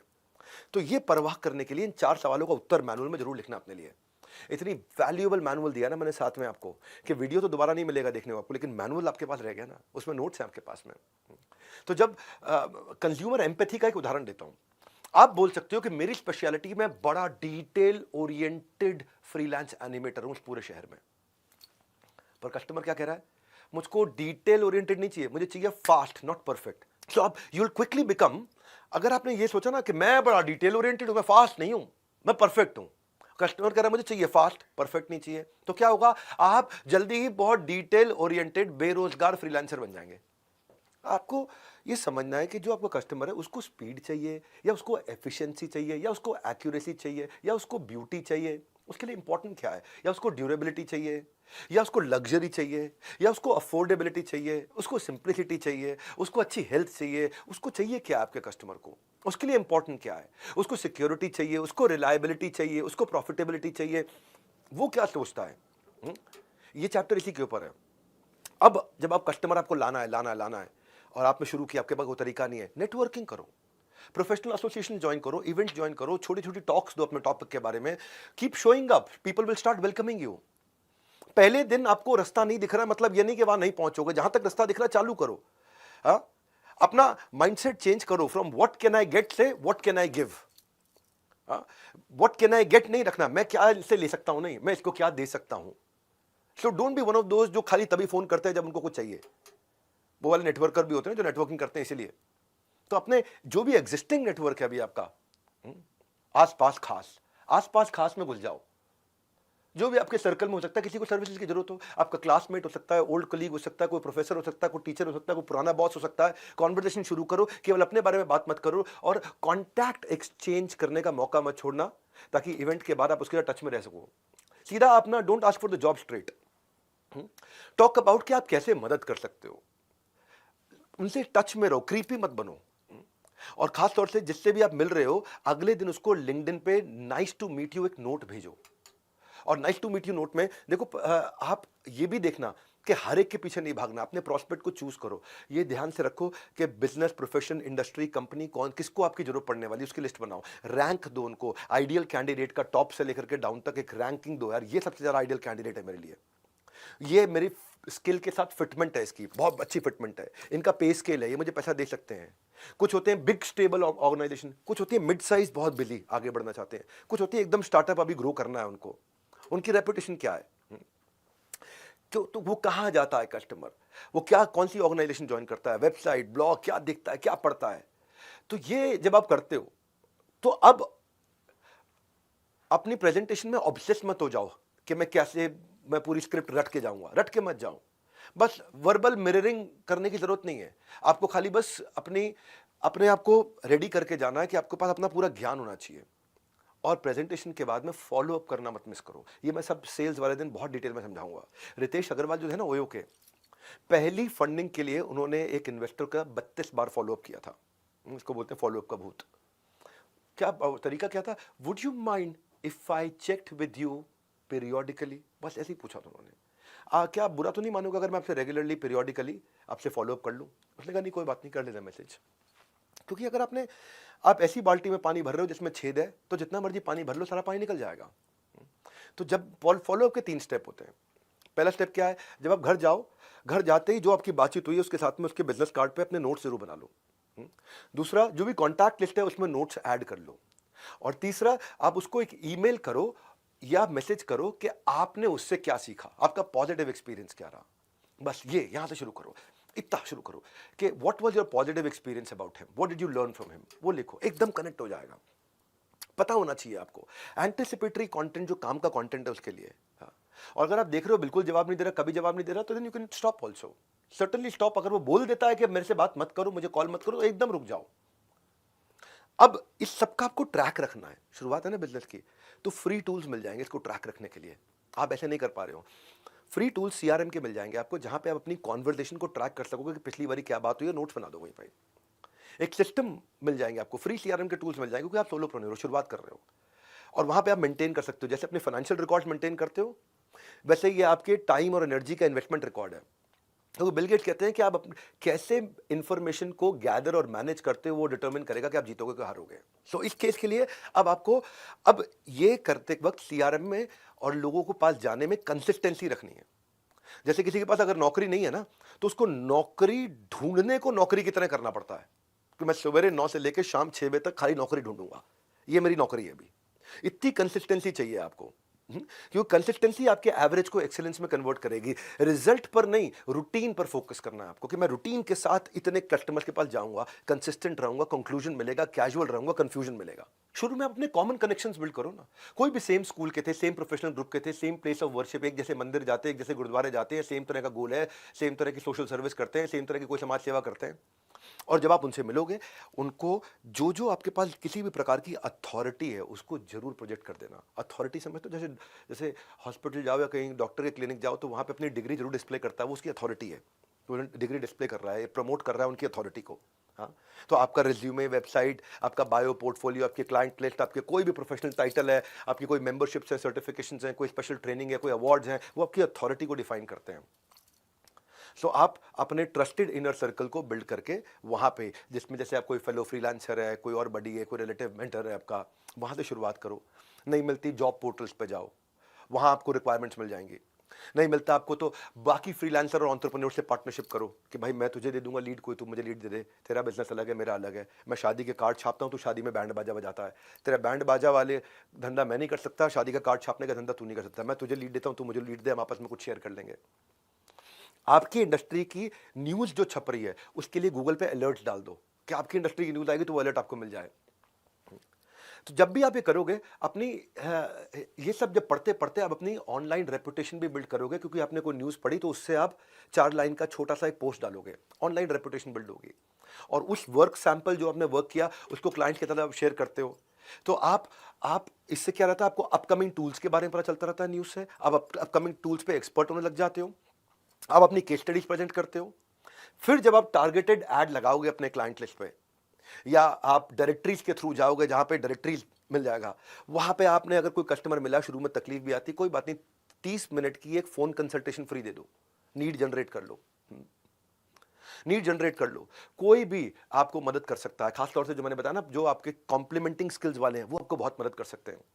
और क्या कर सकते हो, मैं और कहानी आगे बढ़ाता हूं, आप अपने मंथली न्यूज़लेटर्स कुछ भी छोटी छोटी अचीवमेंट्स के बना सकते हो, या कई फ्रीलांसर्स के न्यूज़लेटर्स होते हैं, उनको रजिस्टर कर सकता हूं। मैं बहुत सारे तरीके आपको बताते जा रहा हूं, ये आपको काम आएंगे, इनको ध्यान से सुनो, क्योंकि ना पैसा ना डोनेशन, मेरी एमबीए की फीस है आपकी डिटर्मिनेशन। और बनाए रखो अपनी अटेंशन, तभी होगा इस कंटेंट का रिटेंशन।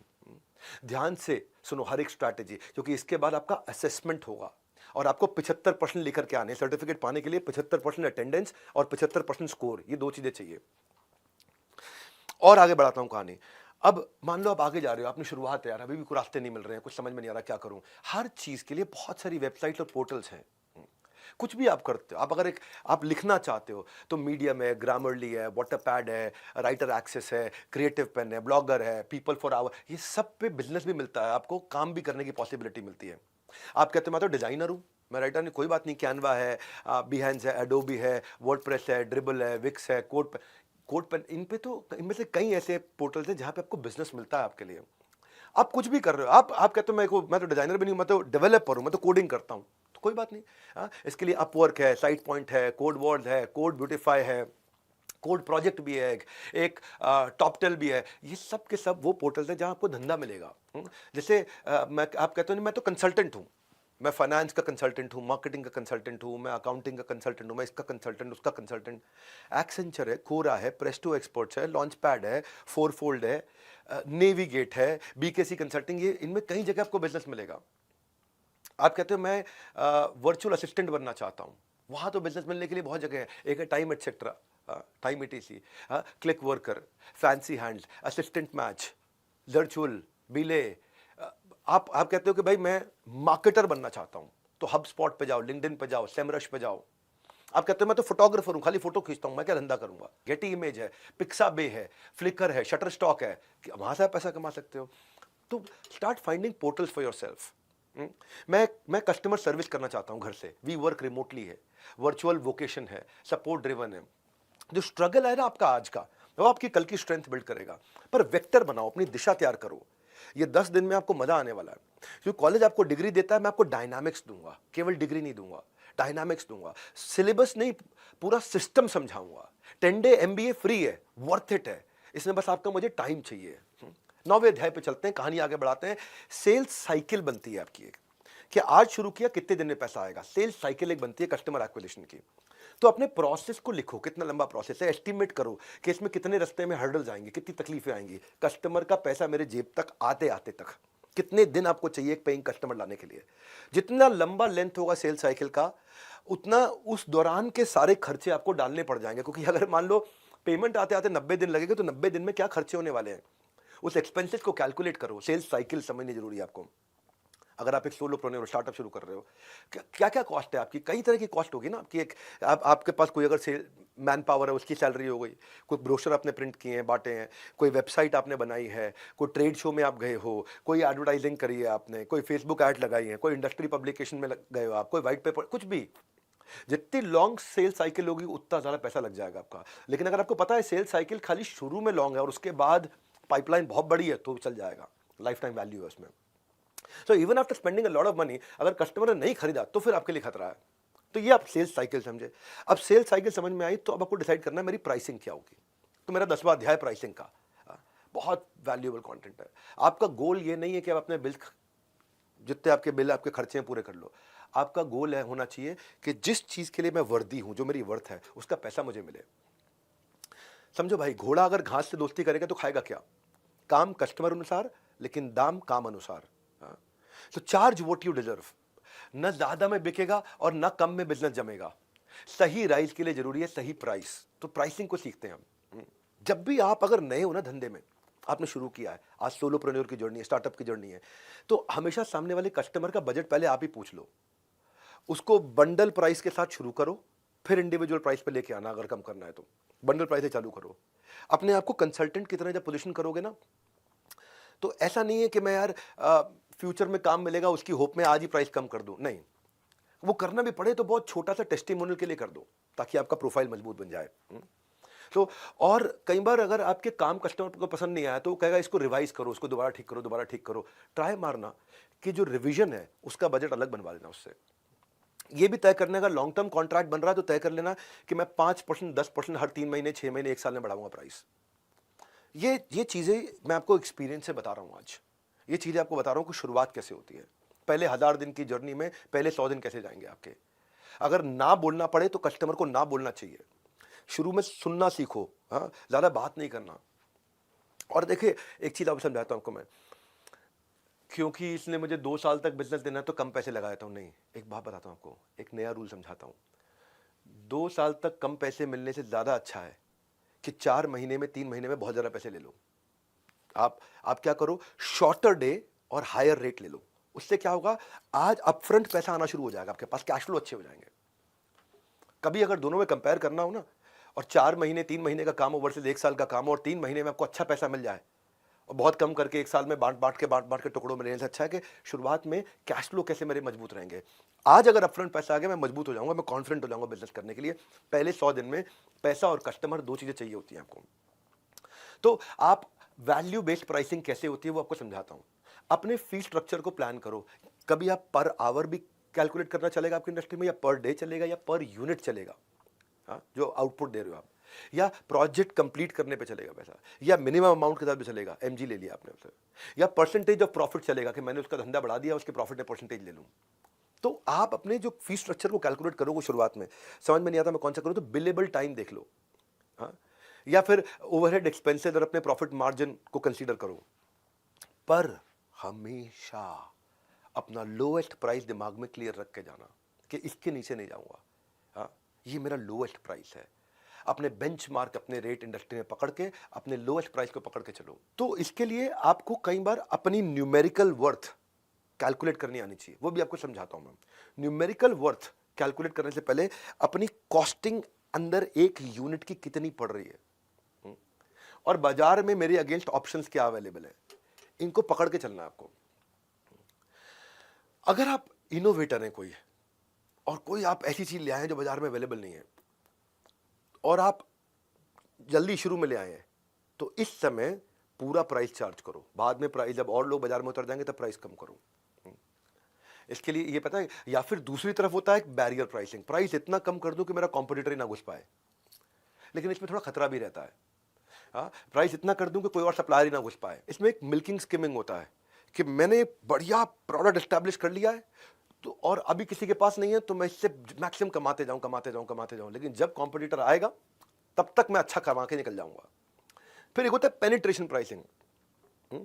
ये क्या है, मेरे को अब इस मार्केट में मेरा प्रोडक्ट एस्टैब्लिश करना है, बढ़िया अभी तक मेरे को रिजल्ट मिल गए, अब मैं ब्रेक इवन प्राइसिंग से पूरी मार्केट एक बार कैप्चर कर जाऊंगा कि मैं एग्रेसिव मार्केटिंग करूंगा ब्रेक इवन प्राइसिंग के साथ में, कि मैं अभी कमाऊंगा नहीं, बस मुझे कस्टमर जोड़ने हैं अपने साथ में।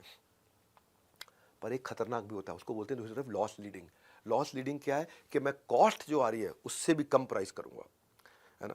Cost plus margin is actually price, लेकिन यहाँ क्या कर दिया, मैंने कॉस्ट से भी नीचे ले आया ताकि सारे कंपटीशन को पहले तबाह करूं, जो जियो ने किया। उसने सारे के सारे कंपटीशन को पहले आगे खत्म कर दिया। पहले वो गोल्डन स्टेटमेंट ये है कि जिस दिन आपने अपनी प्राइसिंग में गलती कर दी, आप अपने प्रॉफिट को खत्म कर रहे हो। इसलिए प्राइसिंग को समझना बहुत जरूरी है, हाँ? क्योंकि प्राइसिंग के बहुत तरीके हैं। एक तरीका होता है कि मैं पहले फ्रीमियम दूंगा फिर प्रीमियम पे लेके आऊंगा, पहले फ्री में दूंगा फिर प्रीमियम पे लेके आऊंगा। एक तरीका होता है वन टाइम अपफ्रंट चार्ज करूंगा, उसके बाद में छोटा छोटा मेंटेनेंस के लिए लेता रहूंगा। एक होता है कॉस्ट प्लस मॉडल। मेरी जो कॉस्ट आ रही है इसको बनाने में, वो आ रही है 78 रुपए, मुझे 78 रुपए के ऊपर 7 रुपए और चाहिए, 85 में बेचूंगा, वो हो गया कॉस्ट प्लस। एक हो गया कि मैं पहली सेल्स में नहीं कमाऊंगा, लेकिन अपसेल करके हाई मार्जिन आइटम बेच के कमाऊंगा। एक होता है जैसे वो इंडस्ट्रियल B2B बिजनेस होता है प्राइसिंग का, जिसमें बड़े बड़े बॉयलर लगा दिए जाते हैं इंडस्ट्री में, वो बॉयलर लगा के उसको ऑपरेशन और मेंटेनेंस का पैसा लेते रहते हैं। मैं इस बॉयलर को ऑपरेट करूंगा आपके बिहाफ पे, उसका पैसा कमाऊंगा। जो बड़े पोर्टल्स हैं वो कैसे कमाते हैं, जो ई कॉमर्स के पोर्टल्स हैं या शादी.com जैसे पोर्टल्स हैं, ये लोग ट्रांजैक्शन फी पे कमाते हैं। आपने ट्रांजैक्शन किया, आपस में इंटरैक्ट किया, मैं इस पे कमाऊंगा। कुछ लोग यूजेज पे कमाते हैं, जितना यूज करोगे। मैं सर्वर दे रहा हूँ, AWS दे रहा हूँ, अमेजॉन वेब सर्विसेज क्लाउड दे रहा हूँ, आप जितना इस्तेमाल करोगे उतना कमाऊंगा। एक होता है टेलीकॉम का ARPU, एवरेज रेवेन्यू उतना चाहिए मुझे पर यूजर। फ्रेंचाइज से कमाया जाता है। मैं अलग अलग बातें बता रहा हूँ, हर तरह का कस्टमर अलग तरीके का पैसा देने को तैयार है। इंडस्ट्री के हिसाब से होता है। हैंडसेट मोबाइल की इंडस्ट्री में चले गए अगर आप, तो वहां शुरू में जब मोबाइल का हैंडसेट आता है, शुरू में वो 1 लाख रुपए का फोन होता है, फिर 90,000 का होता है, फिर वही फोन 80,000 का बिकने लग जाता है, फिर वही फोन थोड़े दिन बाद 70,000 रुपए का भी बिकता है। पर रियल एस्टेट में अलग है। रियल एस्टेट में आप जाओगे, आप प्री लॉन्च में फ्लैट खरीदोगे तो हो सकता है आपको 4,000 रुपए स्क्वायर फीट मिल जाए। स्ट्रक्चर खड़ा हो गया, 5,000 रुपए स्क्वायर फीट मिल रहा है। फिनिशिंग हो गई, 6,000 रुपए स्क्वायर फीट हो गया। वहां के फैमिली रहने लग गई, स्विमिंग पूल चालू हो गया, वहाँ जिम चल रहा है सोसाइटी के अंदर, अपार्टमेंट के अंदर, वहाँ सारी एक्टिविटीज बढ़िया चल रही हैं। अब 7,000 रुपये स्क्वायर फीट हो गया। तो इंडस्ट्री के हिसाब से होता है। हाँ, अगर आपने ओवर प्राइसिंग कर दी तो माल नहीं बिकेगा, अंडर प्राइसिंग कर दी तो प्रॉफिट नहीं कमा पाओगे। दोनों चीजें हैं, तो राइट प्राइसिंग को सीखना जरूरी है। ओवर प्राइसिंग पे माल नहीं बिकता, अंडर प्राइसिंग पे प्रॉफिट नहीं आता। What is the right pricing? अब आपको मैं एक एक करके पकड़ाते जाऊंगा, बहुत बढ़िया चैप्टर्स पे लेके जाऊंगा। जो रिटेन रहेगा वही रिटर्न पाएगा। रिटेन रहो इस प्रोग्राम में, तभी रिटर्न मिलेगा लाइफ में। जो मिस कर देगा वो रिग्रेट करेगा। कॉस्ट नहीं है इसका मतलब ये नहीं कि आप कैजुअल रहोगे, अटेंटिव रहो, पार्टिसिपेट करो, नोट्स बनाओ और 11वें अध्याय की तरफ कहानी को लेके चलो, वो है नेगोशिएशन। फ्रीलांस का मतलब ये नहीं कि मैं फ्री में काम करूं। If you are good at something, free में करने की जरूरत ही नहीं है आपको उसको। सो क्या करूं फिर मैं, कैसे नेगोशिएट करूं? डोंट गो ब्लाइंड, तैयारी करके जाओ। If you don't prepare you have to repair. जिस कस्टमर के पास जा रहे हो उसके फाइनेंशियल्स पढ़ो, उसके बारे में प्रेस में पढ़ो, उसके रिव्यूज पढ़ो, उसके अगेंस्ट क्या कंप्लेंट हो रही है पढ़ो, उसकी वेबसाइट्स को पढ़ो, उसके ब्लॉग को पढ़ो, उसके सोशल मीडिया फीड्स को पढ़ो। जब आप तैयार होकर जाओगे ना, तो आप घबराहट के मारे नेगोशिएट नहीं करोगे। You don't negotiate out of fear, but never fear to negotiate. ये कैसे करोगे आप, मैं बताता हूं आपको अपना मस्ट हैव पता होना चाहिए। ये मेरा डील ब्रेकर है, ये मेरा डील मेकर है। You do not get what you want, you get what you negotiate. बड़ा इंपॉर्टेंट चैप्टर है ये। शुरुआती बिजनेस में ना समझ में नहीं आता मैं नेगोशिएट कैसे करूं। अपने प्राइस को नीचे करने से पहले 2 बार 3 बार सोच लेना। बहुत ज्यादा फ्लेक्सिबिलिटी दिखाओगे ना प्राइस में, तो आपकी क्लियर वैल्यू नहीं दिखाई पड़ेगी उसको। आप एक्सपेक्ट नहीं कर सकते अपने क्लाइंट से कि वो आपको रिस्पेक्ट करेगा, क्योंकि आप बार बार फ्लक्चुएट कर रहे हो अपने रेट्स के बारे में, तो वो और बाद में आपको रेज करने में भी दिक्कत आएगी और मार्केट में भी बात फैल जाएगी। ज्यादा फंस गए, साइलेंट हो जाओ। कहीं नेगोशिएशन में दिक्कत आ रही है, when in doubt stay silent. अच्छा है ये, ओवर कमिट करने के मुकाबले ज्यादा अच्छा है। और साइलेंट से मेरा मतलब ये नहीं है कि आपको पैसे की बात करने में घबराहट होनी चाहिए। It is cool to talk about money, no problem. सीधा सीधा पूछ लो ना, आपका प्रोजेक्ट बजट क्या है, आप किस रेंज में ढूंढ रहे हैं। अगर क्लाइंट आपसे पूछ लेता है कि आपकी फीस क्या है, तो उसको वापस डाल दो। लेट्स टॉक अबाउट कि आपको काम क्या क्या चाहिए, आपका स्कोप क्या है, तब हम कॉस्ट प्लान कर लेते हैं आपके लिए। कई बार आपको दिक्कत लगे, रिस्क लगे, यार इस ज्यादा पैसे दे सकता है, कम दे सकता है, आप रेंज ऑफ प्राइस कोट कर दो ताकि वो आपके साथ लगा रहे। वो ज्यादा वाला भी उसको लगे इसके पास ज्यादा वाला आइटम भी है, सस्ते वाला आइटम भी है, कहीं ना कहीं फॉल कर जाएगा वो। तो इसलिए डिटेल मांगो शुरू में उससे, उसको बोलो it is hard to cost out a project accurately जब तक मुझे आपसे पूरी इंफॉर्मेशन नहीं मिलेगी। मैंने आपको अभी थोड़ी देर पहले बताया था डोंट वर्क फॉर फ्री। इसका मतलब क्या है, हमेशा अपना मार डिसाइड करो, MAR, मिनिमम एक्सेप्टेबल रेट। ये मेरा मिनिमम एक्सेप्टेबल रेट है, इसके नीचे नहीं जाता मैं। आपको अगर करना भी पड़ रहा है तो छोटा ब्रीफ सैंपल फॉर फ्री कर सकते हो और लॉन्गर सैंपल फॉर फी कर सकते हो। छोटे काम फ्री, बड़े काम की फीस। ये फीस और फ्री के बीच का आपको अपना तरीका निकालना पड़ेगा कि मैं सोच करके चुनूंगा कि ये कस्टमर गाय है जो मुझे दूध देगा, मुर्गी है जो मुझे अंडा देगा, या बैल है कुछ नहीं देगा खाली लात मारेगा। ये खाली नेगोशिएट कर रहा है बिना बात के, नेगोशिएटिंग ओवर नथिंग। ऐसे कस्टमर को रिटेन करना आपको उल्टा महंगा पड़ जाता है। ये बार बार आपका काम चेंज करेगा, ऐसे नहीं इसको ऐसे करो, ऐसे नहीं इसको ऐसे करो। तो आपको you should learn to disagree without being disagreeable. तो ये बड़ा एक सीक्रेट है नेगोशिएशन का। मेरे साथ लगे रहना, बहुत अमेजिंग चीज है जो एक साथ दे रहा हूं, नेक्टर निचोड़। ये याद रखना, बार बार बताता हूं, फ्री इसका मतलब ये नहीं है कि फॉर ग्रांटेड लो, फोकस बनाए रखो। केवल मार्क्स नहीं, मार्केट रेडी बना दूंगा आपको मैं। ये MBA का जो प्रोग्राम है ना, आपको जीवन भर याद रहेगा। याद, फ्री में इतनी लर्निंग दे रहा हूं कि दिमाग के खुल जाएंगे कपाट। प्राइसिंग और नेगोशिएशन सीख रहे थे। अब जब नेगोशिएट करोगे तो नेगोशिएट में वैल्यू क्रिएट कैसे करोगे, कैसे बताओगे कि आप वैल्यूएबल हो, वो भी सीखना जरूरी है आपको। आपका नया बिजनेस है, लोग आप पे ट्रस्ट नहीं करते, तो क्या है, आपको ये बताना है कि आप इस प्रोडक्ट के कारण उसकी लाइफ में वैल्यू कितने रुपए की ऐड कर रहे हो। यानी कि अपनी यूनिक सेलिंग प्रपोजिशन के अलावा my unique feature, your unique benefit, और उस बेनिफिट को क्वांटिफाई कर दो। आपको बताना कि आपका स्किल कैसे मैच करता है उनके प्रोजेक्ट को, और फिर उस स्किल का पैसा आप इसलिए ले रहे हो क्योंकि उसके आपके प्रोजेक्ट में आप ये बेनिफिट दे रहे हो। वैल्यू क्रिएशन अगर आप सीख गए, मैं इसकी एग्जांपल दे देता हूं आपको, चलो आसान करता हूं आपके लिए। जो आपका स्किल है उससे सामने वाले का कितने रुपए का खर्चा घटा है, आप जो भी प्रोडक्ट सर्विस दे रहे हो उससे उसे कितने रुपए का फायदा हुआ है, या उसके कितने रुपए के कस्टमर एक्स्ट्रा मिल गए उसको, या आपने किसी को कितने रुपए की ब्रांडिंग कर दी इंप्रूव, जो उसको अगर बाजार से खरीदनी पड़ती ब्रांडिंग तो कितने रुपए की पड़ती, कितने रुपए का आप उसको नया फ्रेश कस्टमर ला के दे रहे हो, कि आपने कितने रुपए की प्रोडक्टिविटी एम्प्लॉइज में बढ़ा दी, कि भाई पहले 10 लाख की तनख्वाह पे वो 1 करोड़ का काम कराता था, अब उन्हीं एम्प्लॉइज से वो 10 लाख की तनख्वाह में 1 करोड़ 20 लाख का काम करा रहा है या 1.5 करोड़ का काम करा रहा है। तो आपने बता दिया मेरे कारण आपको मैंने 30% ग्रोथ दिया, 50% ग्रोथ दिया, आपने या उसकी एम्प्लॉय का रिटेंशन बढ़ा दिया, एम्प्लॉय सेटिस्फैक्शन बढ़ा दिया, या बिजनेस में कोई स्केल ला दिया, या आपके कारण उसका नया आउटलेट खुले हैं, नया एक्सपेंशन हुआ है, नया मार्केट शेयर मिला है, नया प्रॉफिटेबिलिटी बढ़ा है। ये नंबर देना है आपको, तब आप नेगोशिएट कर पाओगे। इस अध्याय को सीखना जरूरी है। मैं आपको समझा रहा हूं कि ये चैप्टर हार्वर्ड में पढ़ाया जाता है। मैंने बहुत इजी करके आपको क्वेश्चंस देके, एग्जांपल देके समझाया।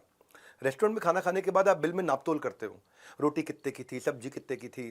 कहीं ऐसा तो नहीं है उन्होंने बिल में एक चीज़ को 2 बार लगा दिया हो, चेक करते हैं ना, कई बार बिल में एक चीज़ को डबल तो नहीं लगा दिया उन्होंने।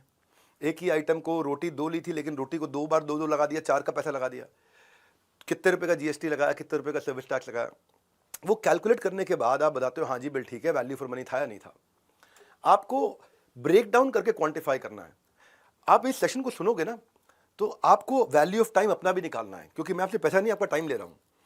और ये मैंने वचनबद्ध था कि मैं भारत में अब देना चाहता हूं। 10 दिन का ये MBA दे रहा हूं, ये बहुत वैल्यूएबल है। आपकी लर्निंग में कितने का वैल्यू ऐड हुआ, इस सेशन से आपको कितने रुपए की प्रोडक्टिविटी बढ़ी, ये मेरी रिस्पॉन्सिबिलिटी है कि मैं आपको वैल्यू फॉर योर टाइम दूं। वैल्यू फॉर मनी नहीं बोल सकता, क्योंकि मनी, पैसे तो आपके लगे नहीं रहे हैं, खाली टाइम लग रहा है। इसको और एक एग्जाम्पल ले लेते हैं, चलो थोड़ा और इजी करता हूं एग्जाम्पल लेके। एक कंपनी है जो इंक मैन्युफैक्चरिंग कंपनी है, हाँ, प्रिंटिंग इंक होती है। अब ये 2 टीम में मान लो आप, एक टीम ए, टीम बी। टीम ए प्रोडक्ट की तारीफ कर रही है, कंपनी की तारीफ कर रही है, अपने बेनिफिट्स की तारीफ कर रही है, अपनी टेक्नोलॉजी की तारीफ कर रही है।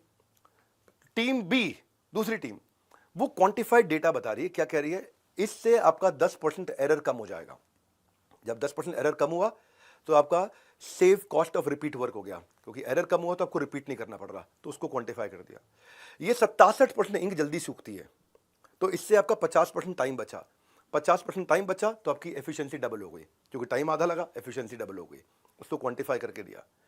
ये बताया कि भाई मेरी इसलिए इन रीजन से जो है इंक पहली बार में फर्स्ट टाइम राइट देता है, इसके कारण ये 70% सस्ती पड़ती है। चाहे आप बेच रहे हो 20% महंगी बाजार के मुकाबले, पर आपने क्वांटिफाई करके समझा दिया कि 70% दूसरे कॉम्पिटिटर्स के मुकाबले में सस्ता हूँ। क्यों? क्योंकि मेरा आउटकम में आपकी लाइफ में ये वैल्यू आ रहा है। तो अब जीतेगा कौन, टीम ए कि बी? सिंपल सी बात है, टीम बी जीतेगी। तो ये बड़ा इंपॉर्टेंट है कि आप सामने वाले को गणित लगा के दिखाओ कि कितने रुपए का मैं तुम्हें फायदा करा रहा हूं। तब ये पिछले 2 अध्याय इससे जुड़ते हैं कि मैं प्राइसिंग सिखाया, नेगोशिएशन सिखाया, लेकिन अगर क्वांटिफिकेशन ऑफ वैल्यू नहीं सिखाया तो पिछले 2 अध्याय अधूरे रह गए। बड़ा कनेक्टेड सा है ये चैप्टर आज का डे 1 MBA का। अब जब आप ये कर रहे हो तो इसको मैं 13वें अध्याय की तरफ लेके चलता हूं, वो है कॉन्ट्रैक्ट्स एंड पेपर वर्क।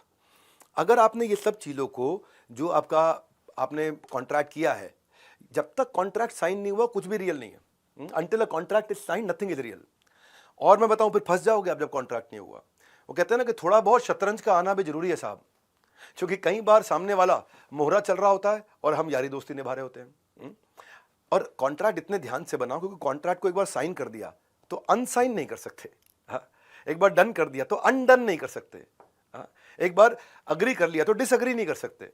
तो सारी थिंकिंग पहले ही कर लो कॉन्ट्रैक्ट पेपर वर्क की। नया बिजनेस शुरू किया आपने, बिल्कुल सॉलिड वेल स्कोप कॉन्ट्रैक्ट होना चाहिए, इसमें सारे पॉइंट्स कवर्ड हो, और उसमें आपकी डाउन पेमेंट कितनी मिलेगी, किस डेट को मिलेगी, और अपने इनवॉइस रिमाइंडर्स को भी ऑटोमेट कर लो। इसके भी टूल्स आते हैं बहुत सारे, तो ऑटोमेट कर लो ताकि इनवॉइस उसके बाद अपने आप पहुंच जाए। और अगर वो लेट पैसे दे रहा है तो कॉन्ट्रैक्ट में डाल दो कि लेट फी का क्या चार्ज है, कितना चार्ज करोगे। तो ये अकाउंटिंग सॉफ्टवेयर आपको मिल जाएंगे बहुत सारे फ्री में, जिनको आप इस्तेमाल करो। और अगर कभी किसी के लिए फ्री में भी काम करना पड़ रहा है तो भी कॉन्ट्रैक्ट साइन करो। हाँ, और आप उससे जो पेमेंट के मोड्स हैं, कैसे पेमेंट करेगा, वो भी कॉन्ट्रैक्ट में कवर करो। क्योंकि नहीं तो कभी भी कुछ गलत क्लाइंट हाथ में लग गया ना, तो कहते हैं ना किसी के झूठे कदमों की आहट आपका भरोसा ना कुचल दे। तो शुरू से ही एक कंसल्टेंट रखो जो नॉलेजेबल लॉयर हो, जिसको साल का आपने पैसा देना हो, महीने का छोटा छोटा अमाउंट, वो शुरू में सारे कॉन्ट्रैक्ट आपके कंप्लीट करा दे। एक अच्छा चार्टर्ड अकाउंटेंट आउटसोर्स कर दो जो आपकी LLP पार्टनरशिप बना दे, सूटेबल कंपनी बना दे। आपके बिजनेस परमिट चाहिए कोई तो वो बता दे क्या टैक्स है, क्या लाइसेंस है, क्या रजिस्ट्रेशन है। हाँ, सारे नेसेसरी पेपर वर्क कंप्लीट कर लो। कॉन्ट्रैक्ट पेपर वर्क में ना मैं एक थोड़ा अलग प्रकार का हिस्सा भी कवर कर लेता हूँ। पेपर वर्क में आपको अपना भी पेपर वर्क करना है, कि अपने बजट्स भी बना के रखने हैं, जिससे आपको टारगेट मिलेगा कि आपको करना क्या है। बजट का मतलब है कि आप अपना ना ऐसा कर लो, पहले अपनी चेकबुक, क्रेडिट कार्ड वगैरह निकाल लो, बैंक स्टेटमेंट निकाल लो, अपने फाइनेंशियल रिकॉर्ड पिछले 12 महीने के निकाल लो, निकाल के इकट्ठे कर लो। इकट्ठे करके चेक करो इसमें फैमिली के खर्चे कितने थे, लोन के कितने थे, रेंट के कितने थे, आपके मेडिकल बिल्स कितने थे, कितना खर्चा आप महीने भर में करते हो। जैसे ही आपको समझ में आ जाएगा ना, आपको क्लियर हो जाएगा कि सारे एक्सपेंसेस कवर करने के लिए कितना कमाना है, तो अपने बजट को पकड़ के चलो। फ्रीलांसिंग जो है या स्टार्टअप जो है, उसमें हर महीने सेम पैसा नहीं कमाओगे आप। हर महीने सेम कमाई नहीं होती है, कभी अच्छा समय आएगा, कभी बुरा समय भी आएगा। तो अपने लो फेज के लिए एक्सपेंसेस को बजट में डाल के चलो पहले से ही। वो कैसे होगा, वो 12 महीने का हिसाब किताब पुराना देखो, उससे आपको आपका पैटर्न मिल जाएगा कि आपका पैटर्न क्या है। आपके खर्चों का 12 महीने का पैटर्न मिल जाएगा। तो आपके पर्सनल और बिजनेस एक्सपेंस अलग कर लो। जब खर्च कर रखोगे पूरा हिसाब, या ऐसे बोलता हूं उसको, जब खर्च का पूरा हिसाब रखोगे, जीवन को लाजवाब रखोगे। अगले अध्याय की तरफ कहानी को बढ़ाते हैं। 14वें अध्याय को इससे कनेक्ट करके समझाता हूं। हर समय सेम नहीं होता, कभी खराब समय आएगा। तो आपका अगर आपके स्टार्टअप में, सोलोप्रेन्योर की लाइफ में ऑफ सीजन आ गया है, ड्राई टाइम आ गया है, धंधा नहीं मिल रहा है, तो सबसे पहले धंधा मंदा हुआ है। आप मंदे नहीं हुए अपने दिमाग से। आप अपने दिमाग से तो अपने आप को करोड़पति की तरह सोचने की तैयारी करो। करोड़पति की तरह सोचने के लिए आपको 0 रुपए लगते हैं, पैसे नहीं लगते हैं। तो आपका बिजनेस सीजनल हो सकता है, कमिटमेंट सीजनल नहीं चाहिए हमारे को। ड्राई टाइम, जिस समय धंधा नहीं है, जब आप लो फेज में आ गए हो, वो टफ रियलिटी है सारे स्टार्टअप्स की, सोलोप्रेन्योर्स की जिंदगी में आती है तकलीफें ये। तो आपको क्या करना है इस समय में, आपको ये सोचना है कि यार इस टाइम के लिए मैं प्रिपेयर कैसे करूंगा। अब ये टाइम होता है अपने सारे पुराने कनेक्ट के पास फिर से वापस जाने का। मैंने एक वो बड़ा प्रोजेक्ट अभी कंप्लीट किया, बहुत मजा आया उस प्रोजेक्ट में। Now I am open for new work. If you here of anyone you can recommend मी। तो आपने शुरुआत कैसे करी, ये नहीं कि यार मैं बेरोजगार बैठा हूं या मेरे पास धंधा नहीं, मैं बहुत बढ़िया प्रोजेक्ट कंप्लीट करके आया हूँ, बड़ा सेटिस्फाइड रहा। अगर आप नेटवर्क में किसी को इस तरह की प्रॉब्लम सॉल्व करवानी हो तो I am an expert on that. और इस समय जब सीजन लो है तो 3-4-5 तरीके की बातें बताता हूं आपको। पहला, लो सीजन में आराम नहीं करना है, नेटफ्लिक्स नहीं खोलना है, अमेजॉन प्राइम नहीं खोलना है। लो सीजन में आपको इंस्टाग्राम नहीं चलाना है, उसमें रूटीन रखना है हमेशा। ऐसे रूटीन बना के रखना है जैसे आप मैंने बताया ना कि जब आदमी बेरोजगार होता है तो रोजगार ढूंढने को रोजगार की तरह करना चाहिए। जब उसके पास नौकरी नहीं होती तो नौकरी को ढूंढने के लिए नौकरी की तरह नौकरी को ढूंढना चाहिए कि जैसे नौकरी करते हो। सुबह 9 बजे बैठूंगा नौकरी ढूंढना, शाम 6 बजे तक नौकरी ढूंढता रहूंगा, ये मेरी अभी नौकरी है। यानी कि रूटीन रखना है लो फेज में हमेशा। लो फेज में नेटवर्क बना के रखना है, खूब नेटवर्क के साथ कनेक्टेड रहना है, क्योंकि जब आप बिजी थे तो आप नेटवर्क को टाइम नहीं देते थे। जब आप बिजी थे तो अपने दोस्तों को, अपने उन सारे इन्फ्लुएंसर्स को जिनका जिंदगी में आपके बड़े इन्फ्लुएंसर्स था, जो क्लाइंट दे सकते थे, आप उनको टाइम नहीं देते थे। जब आप बिजी थे तो आप ऑनलाइन प्लेटफॉर्म पे अपनी बाकी सारी इंफॉर्मेशन अपडेट नहीं करते थे। अब टाइम आ गया है।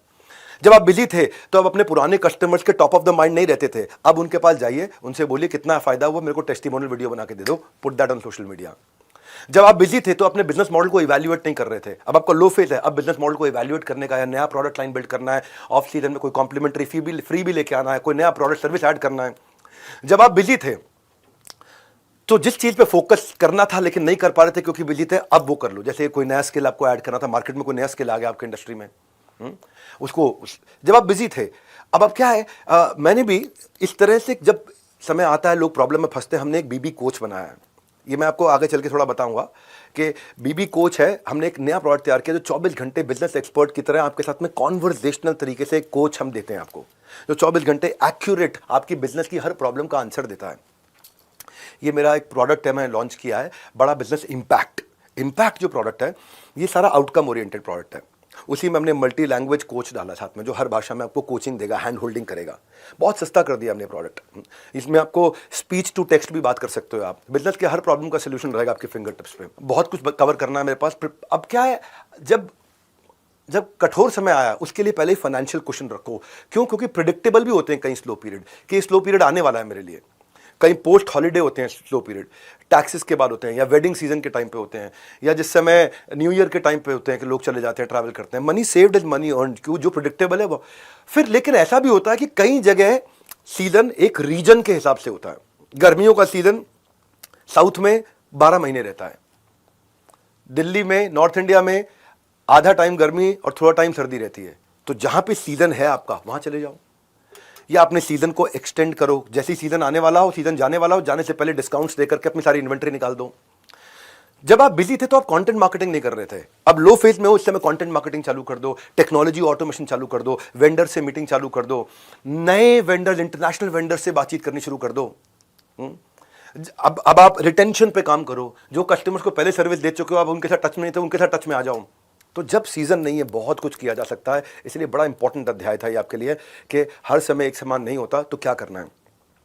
अब आप चलते हैं, मैं मार्केटिंग जो सिखाने वाला हूं आपको आने वाले दिनों में, उससे पहले एक कस्टमर को जब आप एक्वायर कर रहे हो, उसकी कॉस्ट को भी कैलकुलेट करना सीखना है। ये है मेरा 15वां अध्याय। तो मेहनत तो आप कर रहे हो कस्टमर लाने में, लेकिन कस्टमर लाने का क्या खर्चा है वो भी कैलकुलेट करना है। जैसे यंगस्टर्स में कोक का क्रेज है, बिजनेस में कोका का क्रेज है। कोका मतलब कॉस्ट ऑफ कस्टमर एक्विजिशन। एक कस्टमर को लाने में मैं कितना रुपया लगा रहा हूं। कोका आपका बिजनेस बना भी सकता है, बिगाड़ भी सकता है। कितना रुपया लगता है मेरा, एक बेचारा रिटेलर को भी नहीं मालूम है कि मैंने कितना रुपया लगा दिया ये नए ग्राहक को लाने में अपनी दुकान पे, नहीं मालूम होता उसको। और पुराने कस्टमर को अगर आप दोबारा ला पा रहे हो तो वो 7 गुना सस्ता पड़ता है। नया कस्टमर लाना हमेशा 7 गुना महंगा पड़ता है। तो क्या मैं ऐसा करूं कि मेरे कस्टमर का लाइफ स्पैन बढ़ जाए। इसको बोलते हैं life time value of customer. Customer का लाइफ स्पैन बढ़ जाए, मेरे से नंबर ऑफ ट्रांजैक्शन ज्यादा कर ले। लाइफ टाइम वैल्यू मतलब ये एवरेज रेवेन्यू होता है कि मैं कस्टमर के और मेरे जिंदगी भर में हम दोनों के रिश्ते में कितना पैसा इससे ले सकता हूं। इसको बोलते हैं कस्टमर लाइफ टाइम वैल्यू। जितना लंबे समय तक कस्टमर आपके साथ परचेज करता रहेगा, उतना कस्टमर को लाने की कॉस्ट अपने आप घटती चली जाएगी आपके। देखो, एक होता है वन टाइम रेवेन्यू स्ट्रीम, जैसे रियल एस्टेट है। फ्लैट आदमी जिंदगी में, मकान आदमी जिंदगी में 1 या 2 बार ही खरीदता है, वन टाइम रेवेन्यू स्ट्रीम है। एक होता है recurring revenue stream, subscription model की तरह। एक होता है एडिशनल रेवेन्यू अपॉर्चुनिटी, ये दे दिया साथ में ये भी दे देता हूं, अपसेल कर दिया। एक होता है रीपरचेज रेट, कि कितनी बार transaction, number of frequency of transaction in a month. तो ग्राहक को अगर मिला जरूरत से ज्यादा तो वो आपको देगा लाइफ टाइम वैल्यू का वादा। तो उससे आपकी अपनी सेविंग, लॉयल्टी, आपका टाइम सब बचता है। तो कस्टमर की लाइफ टाइम वैल्यू, उसके सेटिस्फैक्शन, रिटेंशन को समझने के लिए ये समझो कि आपने फेसबुक पे ऐड लगाई 1000 रुपए की कि मुझे कस्टमर चाहिए। उस 1000 रुपए लगा के आपको 100 कस्टमर मिल गए। तो 1000 रुपये को 100 से डिवाइड किया, 10 रुपये पर कस्टमर कॉस्ट आ गई। अगर अब आपने वो 10 रुपये में कस्टमर आया और आपसे वो 100 रुपये का माल लेके चला गया जिसमें आपका 20 रुपये का प्रॉफिट था, तो कस्टमर को लाने का खर्चा प्रॉफिट से कम था, धंधा चलेगा। लेकिन कस्टमर को लाने का खर्चा का प्रॉफिट से ज्यादा है तो धंधा मरेगा। जब भी कोका लाइफ टाइम वैल्यू से ज्यादा है बिजनेस फेल, जब भी कोका लाइफ टाइम वैल्यू से कम है तो बिजनेस सक्सेस। सो कोका अगर आपका, आप यही समझना है आपको कि ट्राई मारना है कि हमेशा कोका 1:3 चले। लाने में लगे 1 रुपया, मिले मुझे 3 रुपया। कोका को कम करके कम आप ला सकते हो अपने धंधे में दम। तो अभी आप सोचो ना कि ऊबर प्लेटफॉर्म है, अमेजॉन है, स्विगी है, इन लोगों ने बहुत खर्चा किया कस्टमर को लाने में, करोड़ों रुपए की एड्स करी, करोड़ों रुपए की एड्स करके कस्टमर आता था, इसमें उनकी कमाई नहीं होती थी। पर आज कमा रहे हैं, क्यों? लाइफ टाइम वैल्यू है। आप स्विगी से 1 बार 2 बार मंगा लो ना तो आपको आदत पड़ने लग जाती है स्विगी। आप ऊबर को 1 बार 2 बार 4 बार यूज कर लो तो आपको लगता है ऊबर आ जाएगी। आपने अगर अमेजॉन पे 2 4 5 बार शॉपिंग कर ली ना तो आपको लगता है बड़ा इजी हो गया, लो अमेजॉन दबाओ अभी आ गया सामान। तो ये ब्लिंकिट फट से सामान आ जाता है घर पे। तो ये इन्होंने शुरू में पैसा ज़्यादा इसलिए लगाया क्योंकि लाइफ टाइम वैल्यू है। अब ये आएगा तो मेरे साथ आते आते आते आते आते, क्योंकि अमेजॉन क्या करता था, अमेजॉन लगभग 1200 रुपया खर्च करता था एक आदमी पे, जो आके 120 रुपये का सामान लेता था जिसमें अमेजॉन को 10 रुपये बचता था, यानी कि पर ट्रांजैक्शन 1190 रुपये का लॉस। तो 1190 रुपया लग गया, उसका लॉस हो गया एडिशनल किसी भी कस्टमर को लाने का। पर वो कस्टमर उसको 20 रुपया दे दे के 20 रुपया दे दे के 20 रुपया दे दे के अपने जीवन काल में 1190 भी निकाल देगा और कमा के भी दे देगा। ये है मुद्दा सारा लाइफ टाइम वैल्यू का, साधारण एग्जाम्पल के साथ में। बस 10 दिन का एक खेल, आप देखना, फिर देखना कि कैसे बढ़ता है आपके बिजनेस में सक्सेस का ट्रेल। आपकी सब डेफिशिएंसी को एफिशिएंसी में बदलेंगे, साधारण भाषा में समझा देंगे, कॉम्पिटिटर्स को किल कर देंगे, बिजनेस को स्केल कर देंगे। 10 days will bring you better days. अच्छे दिन कब आएंगे? अभी आएंगे, और इन्हीं 10 दिनों में आएंगे। कहानी आगे बढ़ाते हैं, 16वें अध्याय की तरफ चलते हैं। अब कस्टमर को ले आया, नेगोशिएट कर लिया, प्राइसिंग हो गया, अब कस्टमर के साथ में रिलेशनशिप कैसे रहेगा, उसको एक्सपेक्टेशन हमेशा क्लैरिफाई करते रहो। शुरुआती धंधे में आप बड़ी गप मार के आ जाते हो, वो भी सोचता है यार ये बहुत कुछ कर देगा, बाद में दिक्कत होती है। तो पूरा स्कोप डिस्कस करो कि क्या करेंगे, आप वीकडे पे हो के नहीं हो, वीकेंड पे हो के नहीं हो, आप छुट्टी कब लेते हो, आप मॉनिटर कैसे करोगे मेरे काम को, क्वालिटी को कैसे मॉनिटर करोगे, कोई फीडबैक अप्रूवल कैसे लोगे, कोई पॉलिसी प्रोसीजर कैसे डिस्कस करोगे। अगर कहीं आगे आने वाले समय में दिक्कत आएगी तो उसको रिकॉर्ड करना पड़ेगा आपको, वो पेमेंट नहीं दे रहा वो रिकॉर्ड करना है। कम्युनिकेशन अच्छा रखना है आपको, प्री कम्युनिकेशन हमेशा याद रखना, ओवर कम्युनिकेट करो। ओवर कम्युनिकेट करने का फायदा और पूछ लो, ईमेल पे करना है, व्हाट्सएप पे करना है, मैसेज पे करना है, कॉल पे करना है। और अगर क्लाइंट कहीं अपसेट है तो उसको अपने इमोशंस निकालने दो, आप आउट ऑफ कम्युनिकेशन मत जाओ उसके साथ में, क्योंकि वही एक बॉस है, कस्टमर ही आपका एक बॉस है। वो जिस दिन चाहे आपकी नौकरी से आपको निकाल देगा, दूसरे को ज्वाइन करके वो दूसरे से सामान खरीदना शुरू कर देगा। लिंक्डइन के बाद से सेल्स वर्ड बदल गया है। एबीसी पहले बोलते थे ऑलवेज बी क्लोजिंग, अब बोलते हैं ऑलवेज बी कनेक्टिंग। तो अब कनेक्ट करना है, और कनेक्ट करना है और कैसे रिश्ता बना के रखना है, ये मेरा 17वां अध्याय है कि बी देयर, वहां रहो, प्रिपेयर और प्रिपेयर होकर के रहो, एंड से यू केयर, बताना है कि मैं उसकी केयर कर रहा हूं। क्योंकि आपको फंड रेजिंग नहीं करनी है, फ्रेंड रेजिंग करनी है। अगर वो कस्टमर आपका फ्रेंड बन गया तो फंड अपने आप आएगा। पहले फ्रेंड आता है, बाद में फंड आता है। आप पैसे के चक्कर में लगे रहते हो तो कस्टमर के साथ अरे वाह एक्सपीरियंस कैसे दें।